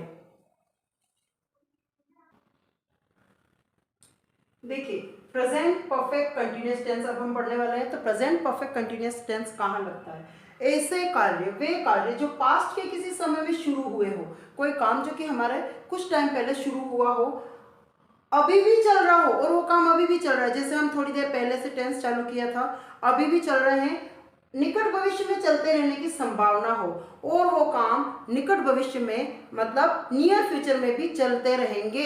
ऐसे कामों के लिए जो पास्ट में शुरू हुए, अभी भी चल रहे हैं, ये वर्तमान है, ये पास्ट है, और नियर फ्यूचर में भी चलते रहेंगे, ये कंटिन्यू है। तो इसको, इसमें टाइम जो है वो दिया हुआ होता है कि कब से ये स्टार्ट हुआ। तो ऐसे टेंस के लिए फॉर और सिंस यूज किया जाता है, और ऐसे tenses present perfect continuous tense में आते हैं। ऐसे कार्य प्रेजेंट परफेक्ट कंटिन्यूअस टेंस में आते हैं। अच्छा, फॉर्मूला क्या हो जाएगा इसका, जहां जहां परफेक्ट और कंटिन्यूअस दोनों आ रहा है वहां पर हम लगाएंगे बीन प्लस वर्ब की फर्स्ट फॉर्म में आईएनजी, जो कि परफेक्ट का काम करेगी ये, और वर्ब की फर्स्ट फॉर्म में आईएनजी कंटिन्यूअस के लिए। ऑब्जेक्ट हो गया, सब्जेक्ट हो गया, हेल्पिंग वर्ब कौन सी लगाएंगे, परफेक्ट प्रेजेंट परफेक्ट है तो हैज और हैव, जो कि प्रेजेंट परफेक्ट में लगी थी, है ना, वही यहाँ पर भी लगाएंगे। एक चीज और आएगी इसके साथ, वो है फॉर और सिंस। फॉर या फिर सिंस, और उसके साथ आएगा टाइम। तो आपको जहां फॉर और सिंस देखते ही, फॉर और सिंस देखते ही पता कर लीजिएगा कि ये प्रेजेंट परफेक्ट या फिर किसी भी परफेक्ट कंटिन्यूअस टेंस का सेंटेंस है। अब प्रेजेंट परफेक्ट टेंस अगर प्रेजेंट का टाइम दे रहा हो, काम अभी भी चल रहा हो, नियर फ्यूचर में भी चलता रहेगा, तब वो प्रेजेंट परफेक्ट कंटिन्यूअस टेंस होगा, ठीक है ना। जो काम स्टार्ट हुआ अभी भी चल रहा है और कंटिन्यूअसली नियर फ्यूचर में भी चलता रहेगा, और उसका टाइम जब स्टार्ट हुआ था तब दे रखा हो, तो फॉर और सिंस अगर उसमें लिखे हुए हो तो वो प्रेजेंट परफेक्ट कंटिन्यूअस टेंस होगा। अब फॉर क्या, सिंस क्या। फॉर ऐसे काम जो पीरियड ऑफ टाइम को बताते हैं, और सिंस ऐसे काम जो पॉइंट ऑफ टाइम को बताते हैं, यानी काम शुरू होने का या तो समयावधि बताए, पीरियड ऑफ टाइम यानी कि समयावधि, समयावधि, या फिर समय बिंदु बताए। क्या बताना है? समय बिंदु, यानी किस वक्त वह काम चालू हुआ। कैसे? देखिए, मान लो मैं कह रही हूँ कि मैं कोई काम 4 2 आवर्स से कर रही हूँ, मतलब मैं ये काम 2 घंटे से कर रही हूँ, अभी भी कर रही हूँ, नियर फ्यूचर में भी करती रहूंगी। तो 4 2 आवर्स, 2 घंटे से कोई काम चल रहा है, तो पूरे 2 घंटे एक समय अवधि हो गया। लेकिन अगर इसको मैं ये बोलूँ कि सिंस 2 PM, मैं यही काम 2 घंटे पहले जाके बोलूँ मैं 2 बजे से कर रही हूँ, तो मैंने एक फिक्स टाइम दे दिया, पॉइंट ऑफ टाइम दे दिया 2 बजे, 2 PM, तो ये हो जाएगा सिंस के लिए। ठीक है ना? 2 घंटे से पूरी समय की अवधि बताई, 2 बजे से ये मैंने 2 घंटे पहले जाकर 2 बजे से यानी कि 2 पॉइंट ऑफ टाइम बताया। ठीक है ना? ठीक इसी तरह से मैं अगर बोलती हूँ 4 7 डेज, 7 दिनों से, तो पूरा समय की अवधि बता दी। लेकिन मैं अगर बोलूँ सिंस मंडे, 7 दिनों पहले मंडे था, है ना, तो उस मंडे से, भले ही दोनों में ही 7 दिन हो रहे हो, लेकिन एक तो मैंने बोला मंडे से और एक मैंने बोला 7 दिनों से, तो जो 7 दिनों से पूरी समयावधि को बताया वो है पीरियड ऑफ टाइम, और जो मंडे से बोला उसमें भी भले 7 दिन हो गए हो, लेकिन वो होगा पॉइंट ऑफ टाइम। ठीक है? इसी तरह से 4 3 ईयर्स, 3 सालों से, या फिर मैं इसको ऐसे बोलूँ सिंस 2021, 2021 से, भले ही दोनों में 3 साल हुए हो, लेकिन सिंस कहाँ लगेगा? 2021, पॉइंट ऑफ टाइम, कोई एक टाइम दे दिया है कि उस दिन से शुरू हुआ। ठीक है ना? फिर 4 5 मंथ्स, 5 महीनों से बोलूँ या तो पूरी समयावधि हो गई, और एक ऐसे ही बोलूँ कि जुलाई से, तो जुलाई एक पॉइंट हो गया, है ना, 2021 एक पॉइंट हो गया, फिर मंडे एक पॉइंट हो गया, 2 बजे एक पॉइंट हो गया, तो पॉइंट ऑफ टाइम और पीरियड ऑफ टाइम में ये डिफरेंस है। तो ये 4 और सिंस जहाँ देख लो, वहां पर वर्ब की फर्स्ट फॉर्म में आईएनजी बीन के साथ और हेल्पिंग वर्ब हैज हैव के साथ लगाना है, यानी वो प्रेजेंट परफेक्ट कंटिन्यूअस टेंस होगा। कुछ जगह नहीं होगा प्रेजेंट परफेक्ट कंटिन्यूअस टेंस, वो भी मैं बताऊंगी इस टेंस को पढ़ने के बाद कि कहाँ कहाँ प्रेजेंट परफेक्ट 4 और सिंस लगने के बाद भी वो प्रेजेंट परफेक्ट कंटिन्यूअस टेंस ना होकर प्रेजेंट परफेक्ट टेंस होगा, वो मैं इस प्रेजेंट परफेक्ट कंटिन्यूअस टेंस को पढ़ने के बाद बताती हूँ। तो आइए इसके कुछ क्वेश्चंस लेते हैं। तो क्वेश्चन है हमारे पास, I ride this bike since 3 o'clock। सबसे पहले हमें ऐसा कोई वर्ड ढूंढना है जो हमें टेंस के बारे में बताया, तो मैंने बताया सिंस और 4 प्लस टाइम, ये सिंस है और ये टाइम है ना। सिंस लगाया, क्यों लगाया? क्योंकि एक पॉइंट ऑफ टाइम दे रखा है 3 बजे से, तो सिंस प्लस टाइम हो गया, मतलब प्रेजेंट परफेक्ट कंटिन्यूअस टेंस हो गया। ठीक है?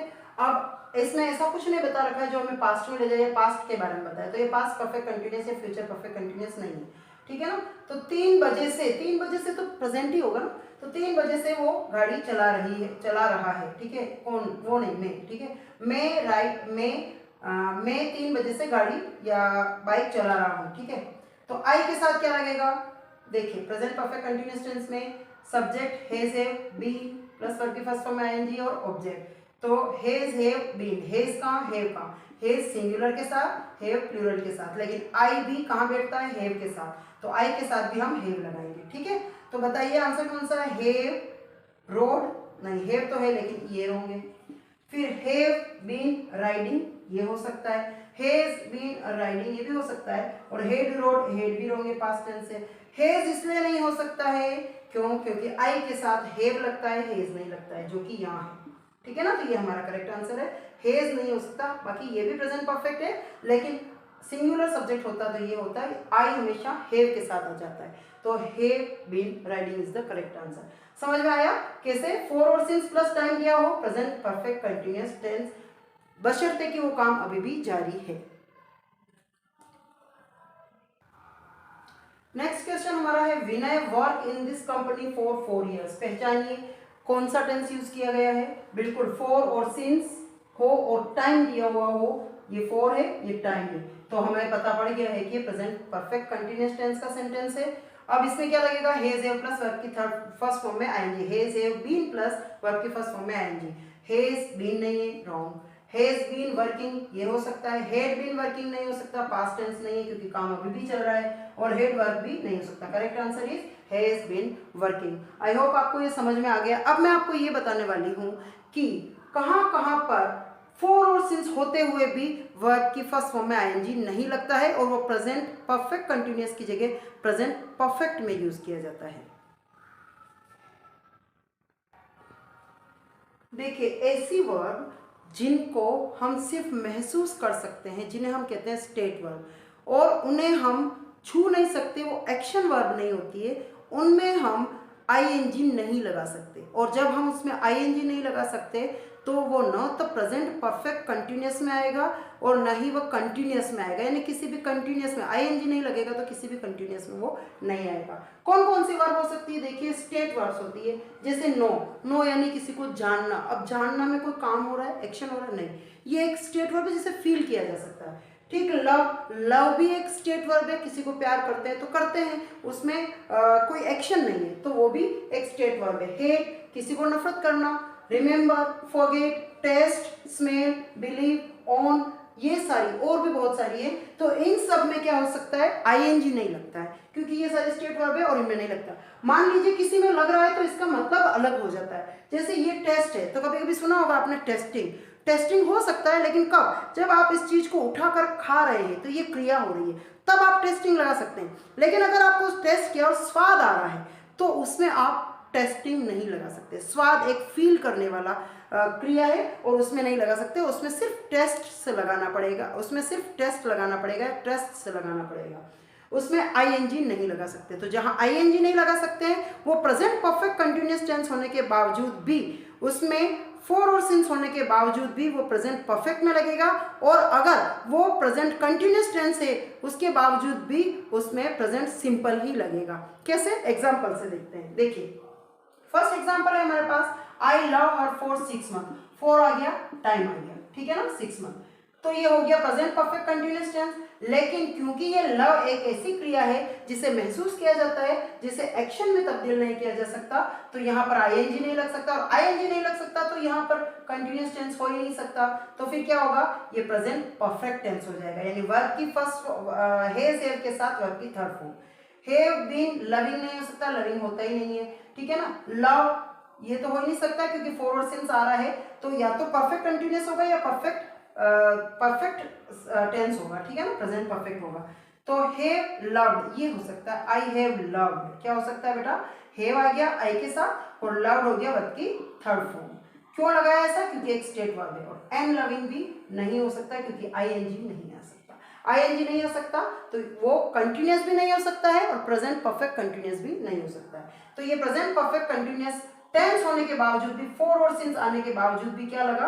वर्ब की थर्ड फॉर्म हैज हैव के साथ वर्ब की थर्ड फॉर्म यानी प्रेजेंट परफेक्ट में लगा। ठीक इसी तरह से हम एक और एग्जांपल लेते हैं, इट स्मेल बैड नाउ। यह अब गंदी स्मेल देने लग गई है, कोई भी चीज है जो गंदी स्मेल देने लग गई है तो गंदी स्मेल आ रही है, बदबू गंदी आ रही है। अब देखो स्मेल भी एक क्या है? ऐसी वर्ब है जिसे हम फील कर सकते हैं, जिसे हम टच नहीं कर सकते, है ना, तो उसमें भी आईएनजी नहीं लगता है।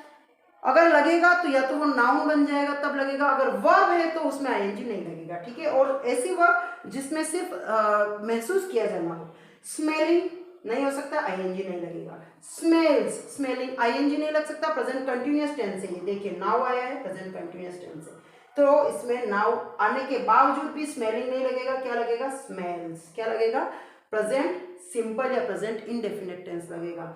इस स्मेलिंग भी रहोगे, वो स्मेलिंग भी रहोगे, आईएनजी लगेगा ही नहीं। तो correct answer is smells. It smells bad now, ये अब गंदी बदबू दे रही है, ठीक है ना। तो जो ऐसी वर्ब्स होती है ना उनमें क्या नहीं लगता? आईएनजी नहीं लगता है, तो ना तो वो कंटिन्यूअस में बनेगा, ना ही प्रेजेंट परफेक्ट कंटिन्यूअस में, ना ही पास्ट परफेक्ट कंटिन्यूअस में बनेगा, ना ही फ्यूचर परफेक्ट कंटिन्यूअस। कंटिन्यूअस आएगा ही नहीं उसके साथ, ठीक है ना। तो क्या बनेगा? प्रेजेंट परफेक्ट कंटिन्यूअस है तो प्रेजेंट परफेक्ट बना दो, और सिर्फ प्रेजेंट कंटिन्यूअस है तो प्रेजेंट सिंपल बना दो।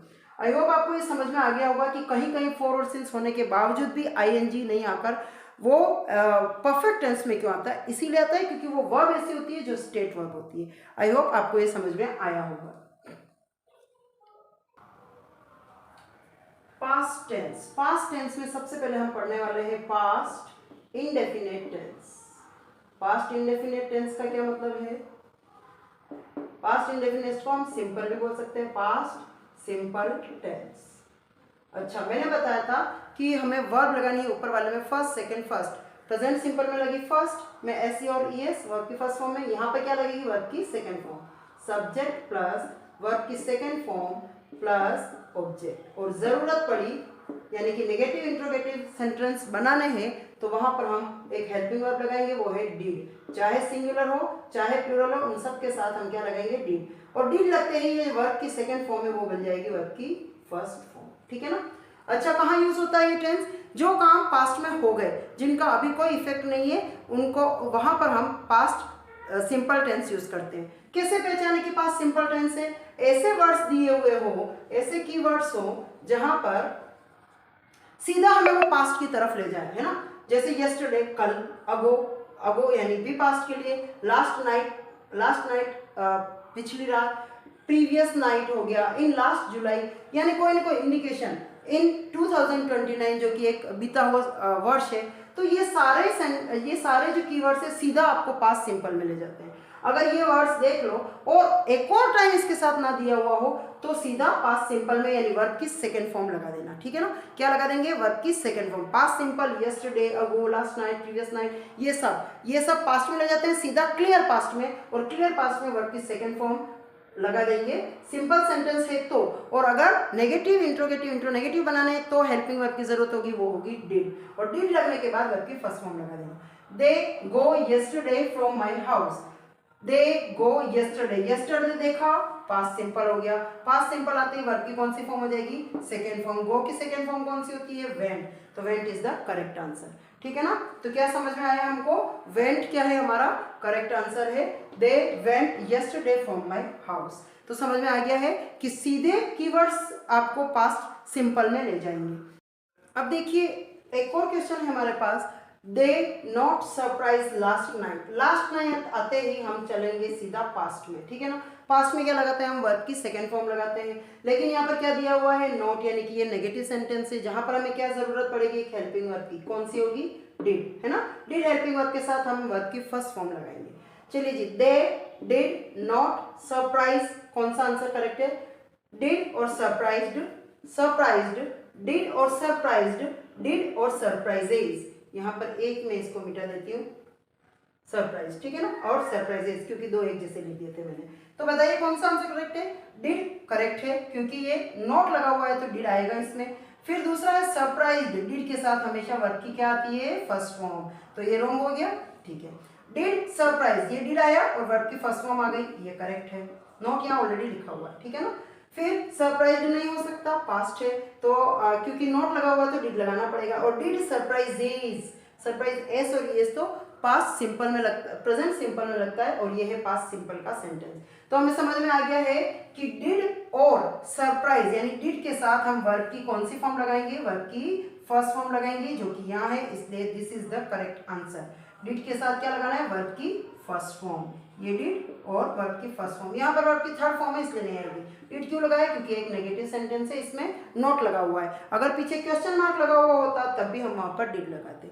तो I hope past indefinite tense आपको अच्छे से समझ आ गया है।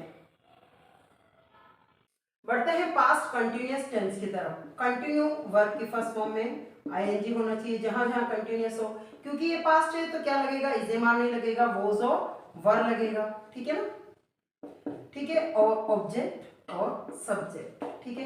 ये हो गया आपका पास्ट कंटिन्यूअस टेंस। कहां आता है, एट दैट टाइम, है ना, eight that moment,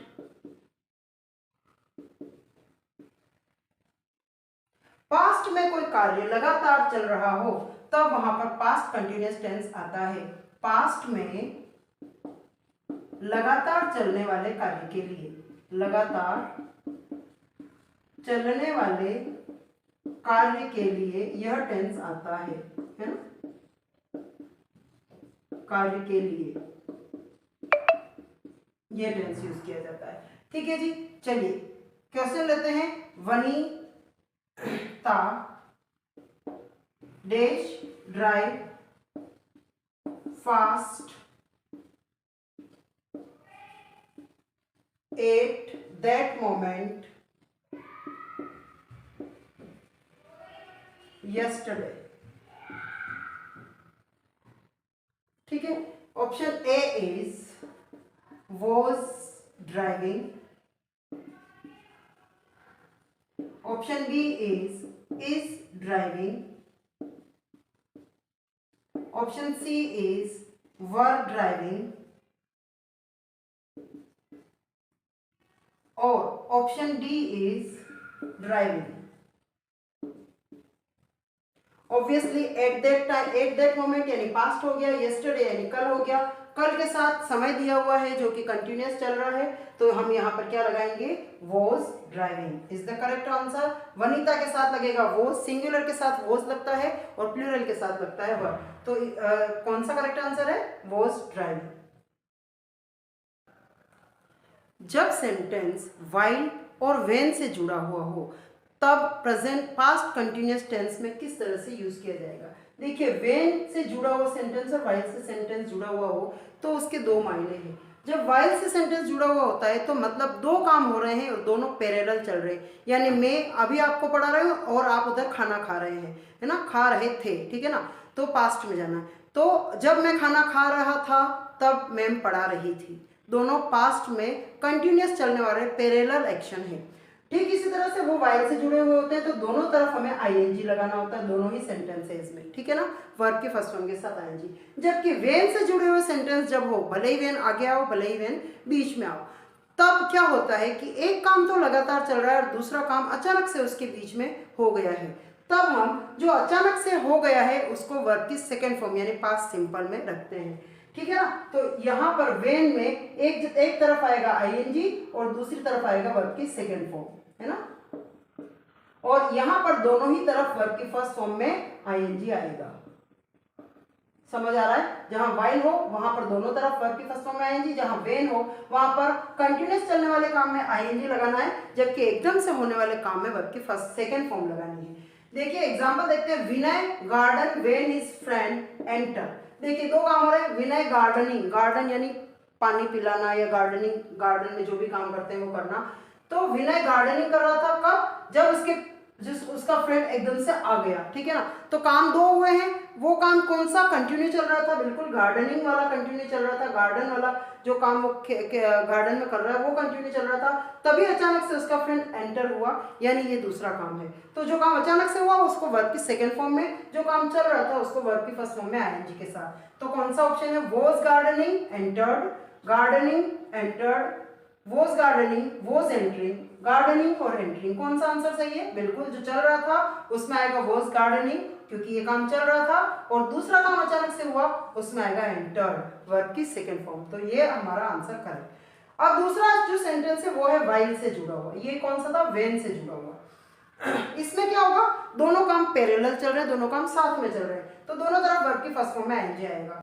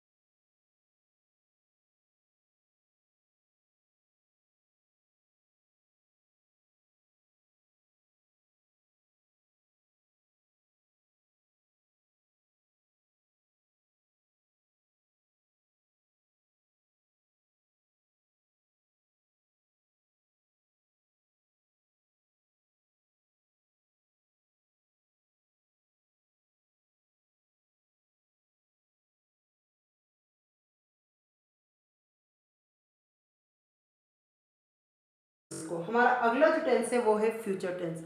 future tense में फ्यूचर इंडेफिनेट, जिसको कि हम सिंपल भी बोल सकते हैं, उसको पढ़ेंगे। उसके बाद हम पढ़ेंगे फ्यूचर कंटिन्यूअस। देखिए कुछ कुछ ऐसे टेंसेज हैं जिनमें हमें लंबा पढ़ना ज़रूरी होता है, जिनमें रूल्स ज़्यादा होते हैं, लेकिन कुछ ऐसे टेंसेज हैं जिनमें हमें बहुत शॉर्ट में ही सब कुछ समझ में आ जाता है।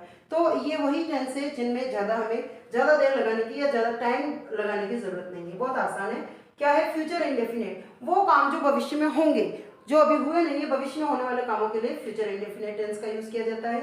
सब्जेक्ट प्लस विल शेल, जहां मैंने जैसे बोला कि जहां जहां फ्यूचर वहां विल शेल तो लगाना ही लगाना है, तो यहाँ आ गया विल और shall, subject will shall plus मैंने जैसे बोला था फर्स्ट सेकंड फर्स्ट वाला फॉर्मूला, तो यहाँ पर वर्ब की फर्स्ट फॉर्म और ऑब्जेक्ट, ठीक है ना, जो कार्य भविष्य में चलेगा। कीवर्ड्स क्या क्या हो सकते हैं जो कि आपको सिंपल फ्यूचर में ले जाए, सीधा कहाँ ले जाए, फ्यूचर में, वो होते हैं कीवर्ड्स। जैसे टुमारो हो गया, द नेक्स्ट वीक हो गया, द नेक्स्ट डे हो गया, नेक्स्ट मंथ हो गया, कोई ऐसा ईयर हो गया जो फ्यूचर में हो, सीधा फ्यूचर में, जैसे सीधा पास्ट में ले जा रहा था वैसा ही क्लियर फ्यूचर की तरफ में ले जाने वाले कीवर्ड्स को हम फ्यूचर इंडेफिनिट टेंस में देखते हैं। Virendra attend the meeting tomorrow, tomorrow से सीधा पता पड़ गया है कि ये फ्यूचर का टेंस है और कोई ऐसा टाइम स्लॉट नहीं दिया हुआ है, सिर्फ टुमारो दिया हुआ है, तो सीधा फ्यूचर में जाएंगे। अब लगाना है विल या फिर शेल। विल कहाँ और शेल कहाँ? देखिए जहां पर आई और वी हो वहां पर आप लगाइए शेल, और जहां पर अदर्स जो भी हो उनके साथ हम क्या लगाएंगे, अदर्स। बाकी सारे सब्जेक्ट्स के साथ हम लगाएंगे विल। क्या लगाएंगे बेटा? विल। तो सिर्फ हमें याद ये रखना है कि आई और वी के साथ हमें शेल लगाना है, लेकिन विल सबके साथ लग सकता है, जरूरी नहीं है। आई और वी के साथ भी बहुत बार विल लगता है, लेकिन वो कब होता है? जब हम विल को एज ए मॉडल यूज करते हैं। तो आई और वी के साथ विल आ जाए तो भी गलत नहीं होगा। बाकी अगर हम टेंसेस के हिसाब से देखें तो आई और वी के साथ हमें शेल ही लगाना है, ठीक है। तो Virendra attend the meeting tomorrow, ठीक है, टुमारो आया future simple. Will attend, shall attend, will be attending, attend. देखिए वर्ब की फर्स्ट फॉर्म आनी चाहिए जो यहाँ आ रही है, यहाँ आ रही है, ठीक है ना, ये आईएनजी आ गया होंगे, अटेंडेड सेकंड फॉर्म आ गई होंगे, तो विल अटेंड और शेल अटेंड। अब विल लगाना है या शेल लगाना है, दोनों में फर्स्ट फॉर्म है। तो हम देखेंगे हम सब्जेक्ट हमारा क्या है, सिंगुलर तो है ही, लेकिन आई और वी नहीं है। आई और वी होता तो शेल लगाते, बाकी कुछ भी आ जाए, शी, ही, इट, कोई नाम, तो सबके साथ हमें क्या लगाना है, हमें विल लगाना है। तो हमारा करेक्ट आंसर क्या है, विल। सबके साथ हमें विल लगाना है, इसलिए हमारा करेक्ट आंसर हो जाएगा विल। तो याद रखिएगा आई और वी को अलग रखना है, आई और वी के साथ शेल लगाओ, बाकी सबके साथ विल प्लस वर्ब की फर्स्ट फॉर्म लगा देंगे, ठीक है। तो ये है हमारा फ्यूचर इंडेफिनिट सिंपल टेंस, सीधा हमें ले जाएगा ऐसे कीवर्ड्स जो फ्यूचर सिंपल की तरह। दूसरा हम पढ़ेंगे फ्यूचर कंटिन्यूअस टेंस। अच्छा, फ्यूचर कंटिन्यूअस टेंस क्या है? फ्यूचर कंटिन्यूअस टेंस जो भविष्य में काम चल रहे होंगे, भविष्य के किसी टाइम में चल रहे होंगे, वो होते हैं future continuous tense. Subject will और शेल लगाना ही लगाना है, इसके साथ एक और वर्ड हमने लगा दिया, वो है बी, और वर्ब की फर्स्ट फॉर्म में आएंगे, जहां जहां कंटिन्यूअस वहां पर वर्ब की फर्स्ट फॉर्म में आएंगे। टुमारो के साथ एट दिस टाइम, टाइम दिया हुआ है, इस वक्त कल, यानी इस वक्त कल कोई काम कंटिन्यू चल रहा होगा तो आईएनजी लगा दीजिए। At this time, at this moment, tomorrow, समय दिया हुआ हो और काम का कंटिन्यूअस चलना बताया हो तो हम ये टेंस यूज करते हैं। Monu exercise at this time tomorrow, देखो टुमारो भी है और एट दिस टाइम भी है, यानी इस वक्त कल वो कुछ कर रहा होगा, तो वहां पर वर्ब की फर्स्ट फॉर्म में आईएनजी लगाएंगे, विल बी और शेल बी के साथ। वही फॉर्मूला, विल और शेल किसके साथ, शेल आई और वी के साथ, बाकी सबके साथ विल। तो मोनू विल बी एक्सरसाइजिंग, ये हमारा करेक्ट आंसर। एक्सरसाइजेज नहीं होगा, हैव एक्सरसाइज भी नहीं होगा, और एक्सरसाइज भी नहीं होगा, तो करेक्ट आंसर हमारा हो गया ए, विल बी एक्सरसाइजिंग।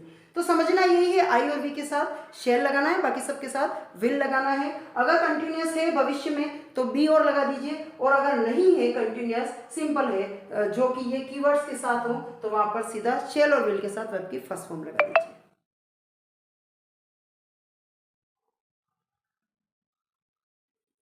अब आइए समझ लेते हैं फ्यूचर परफेक्ट टेंस को। कीवर्ड्स हमारा फ्यूचर परफेक्ट टेंस के लिए है बाय और टाइम, टिल और टाइम भी हो सकता है। जहां पर बाय देखें और टाइम देखें, मतलब फ्यूचर के किसी टाइम में किसी समय तक वो काम पूरा हो चुका होगा, तो यहाँ पर टाइम दिया हुआ होता है और उसके साथ बाय भी दिया होता है, या तो बाय या फिर टिल, ठीक है ना। तो सब्जेक्ट फ्यूचर परफेक्ट टेंस, जहां जहां परफेक्ट वर्ब की थर्ड फॉर्म और उसके साथ हैव लगेगी हेल्पिंग वर्ब, है ना, फ्यूचर है तो हैव लगेगी। विल और शेल हमें फ्यूचर में लगाना ही लगाना है, तो subject will shall have verb की थर्ड फॉर्म ऑब्जेक्ट, और उसके साथ एक और चीज है वो है बाय प्लस टाइम, ठीक है ना। तो जो कार्य भविष्य के किसी समय तक पूर्ण हो चुके होंगे, यानी कोई एक टाइम दिया होगा, लिमिट दी हुई होगी, उस टाइम से पहले वो काम पूरे हो चुके होंगे, वहां पर फ्यूचर परफेक्ट टेंस, और इस तक को ही हम बाय प्लस टाइम से देखेंगे, ठीक है ना। तो Neha arrive the station by 7 PM tomorrow, देखो यहाँ पर बाय आया है और क्या आया है, टाइम आया है ना। अब अगर यहाँ टुमारो नहीं भी दिया हुआ हो तो भी वो फ्यूचर टेंस में ही होगा। तो नेहा बाय 7 PM टुमारो, कल नेहा 7 बजे तक पहुंच जाएगी, तो ये फ्यूचर भी हो गया और एक टाइम लिमिट दे दिया बाय प्लस टाइम। तो बाय प्लस टाइम देखते ही आप सीधा पहुंच जाइए फ्यूचर परफेक्ट में, जहां पर आपके क्या लगेगा, will shall have plus verb की थर्ड फॉर्म। तो नेहा, नेहा के साथ विल लगेगा या शेल लगेगा, ऑब्वियसली आई और वी के साथ शेल लगता है तो बाकी सबके साथ विल, नेहा के साथ लगेगा विल। विल अराइव, नहीं जी, यहाँ पर विल अराइव कैसे होगा, विल और हैव कहाँ चला गया, और वर्ब की थर्ड फॉर्म भी चाहिए, will have arrived, has arrived नहीं, हैज तो प्रेजेंट में लगता है, शेल हैव अराइव्ड, शेल नहीं लगेगा क्योंकि नेहा अदर्स में आती है, आई और वी में नहीं आती है। तो हमारा ऑप्शन कौन सा है, विल नेहा के साथ लगेगा, have arrived by plus time को देखते हुए हम इसमें विल हैव अराइव्ड यानी फ्यूचर परफेक्ट टेंस का यूज करेंगे।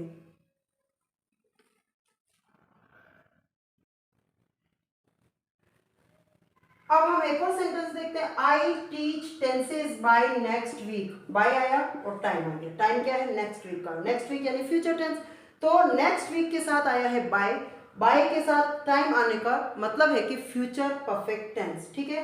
फ्यूचर परफेक्ट टेंस में विल शेल के साथ हैव प्लस थर्ड फॉर्म लगेगी। आई आया है हमारा सब्जेक्ट, आई के साथ क्या लगता है, विल या शेल, बिल्कुल शेल लगता है, तो शेल प्लस वर्ब की थर्ड फॉर्म हैज के साथ। शेल टीच, बिल्कुल शेल लगेगा, टीच नहीं लगेगा, वर्ब की थर्ड फॉर्म होनी चाहिए। शेल हैव टीच, शेल लगेगा, हैव लगेगा, लेकिन टीच नहीं, वर्ब की थर्ड फॉर्म होनी चाहिए। शेल हैव टोट, ये करेक्ट है क्योंकि इसमें शेल लगा है जो कि आई के साथ लगता है, हैव जो कि परफेक्ट है, परफेक्ट की हेल्पिंग वर्ब है, और टोट यानी वर्ब की third form. So this is the correct answer. यहाँ पर क्या गड़बड़ है, विल है जो कि विल हैव टोट, विल नहीं लगता है आई के साथ, इसलिए ये नहीं है। हाँ, लग भी सकता है बहुत कंडीशंस में, लेकिन अगर दोनों ऑप्शन आपको दे रखे हैं तो आप शेल लगाइए। अगर शेल नहीं दे रखा है तो विल टोट भी करेक्ट ही होगा, रॉन्ग नहीं होगा, जैसा कि मैंने बताया कि ये भी लग सकता है, लेकिन दोनों में से अगर आपको प्रेफरेंस देनी हो तो शेल को देंगे, ठीक है ना। तो ये है फ्यूचर परफेक्ट टेंस। हम आ गए हैं हमारे नेक्स्ट और अंतिम पड़ाव पर, फ्यूचर परफेक्ट कंटिन्यूअस टेंस। जहां जहां परफेक्ट वहां वहां हम लगाते हैं, जहां जहां परफेक्ट कंटिन्यूअस दोनों हो वहां पर हम लगाते हैं बीन प्लस वर्ब की फर्स्ट फॉर्म में आईएनजी, ठीक है। क्योंकि ये फ्यूचर है तो विल शेल लगेगा और उसके साथ परफेक्ट के हिसाब से लगेगा हैव। तो क्या हो जाएगा structure, subject will have shall have, been plus verb की फर्स्ट फॉर्म में आईएनजी, ऑब्जेक्ट प्लस फोर और सिंस प्लस टाइम, यहाँ पर भी फोर और सिंस प्लस टाइम दिया हुआ होता है, कई बार बाय प्लस टाइम भी दिया हुआ होता है, इसमें भी हो सकता है, लेकिन ध्यान रखना है कि काम लगातार चल रहा होगा तो बाय प्लस टाइम दिया हुआ होने पर भी हम क्या लगाएंगे, फ्यूचर परफेक्ट कंटिन्यूअस लगाएंगे। भविष्य में किसी समय से कार्य प्रारंभ होकर लगातार चल रहा होगा, फ्यूचर में कोई काम स्टार्ट होगा और लगातार चल रहा होगा, उसको प्रेजेंट करने के लिए हम इस टेंस का यूज करते हैं। आइए देखते हैं, Rekha shoe clothes for 3 months in next July, next July में रेखा को कपड़े सीते सीते 3 महीने हो गए होंगे, ठीक है ना। तो शू यानी होता है कपड़े सिलना, है ना। तो रेखा शू क्लॉथ्स, यहां तक तो ठीक है। फिर है फॉर 3 months, 4 प्लस क्या दे रखा है, टाइम दे रखा है, कब के लिए दे रखा है, इन नेक्स्ट जुलाई यानी फ्यूचर के लिए दे रखा है। फ्यूचर में कोई काम लगातार चल रहा होगा तो क्या लगाएंगे हम, will shall have been plus verb की फर्स्ट फॉर्म में आईएनजी, आई और वी के साथ शेल, बाकी सबके साथ विल। तो रेखा हमारा अदर्स में आता है तो क्या लगेगा, विल लगेगा, विल हैव बीन शूड यहाँ पर, ठीक है। फिर शेल हैव, शेल नहीं लगेगा, रेखा आई और वी के साथ लगता है। विल बी नहीं लगेगा क्योंकि हैव बीन लगाना जरूरी है, परफेक्ट और कंटिन्यूअस दोनों है, तो वो स्विंग हो ही नहीं सकता। तो हमारा करेक्ट आंसर क्या हो गया, विल हैव बीन शूइंग। अगर आई और वी होता तो आई हैव बीन शूइंग, ठीक है ना, और वी होता तब भी आई हैव बीन शूइंग। तो हम अच्छे से समझ गए हैं कि किस तरह से फ्यूचर परफेक्ट कंटिन्यूस टेंस अगर हो और काम अगर लगातार फ्यूचर में चल रहा हो तो वहाँ पर will, shall plus have plus been लगाकर वर्ब के फर्स्ट फॉर्म में आईएनजी लगाएंगे। तो आई होप आपको ये वीडियो पसंद आया होगा। हम नेक्स्ट वीडियो में टेंसेस के रिलेटेड सारे प्रीवियस ईयर्स के क्वेश्चन प्लस और भी क्वेश्चंस लेकर प्रेजेंट होंगे और उस वीडियो में सारे के सारे हम टेंसेस से रिलेटेड क्वेश्चन सॉल्व करेंगे। कुछ नया अगर होगा तो उसको ज़रूर सॉल्व करवाएंगे। मिलते हैं नेक्स्ट वीडियो में। उससे पहले मैं आपको कहना चाहूँगी और रिक्वेस्ट करना चाहूँगी कि अगर आपने अभी तक मेरे चैनल को सब्सक्राइब नहीं किया है तो प्लीज़ उसको सब्सक्राइब कर दीजिएगा, बेल आइकन को ज़रूर प्रेस कीजिएगा, क्योंकि BSTC और PTET स्पेशल ये एपिसोड्स हैं और इनको ये हर वीडियो आपको मिलता रहे अगर आप BSTC और PTET के छात्र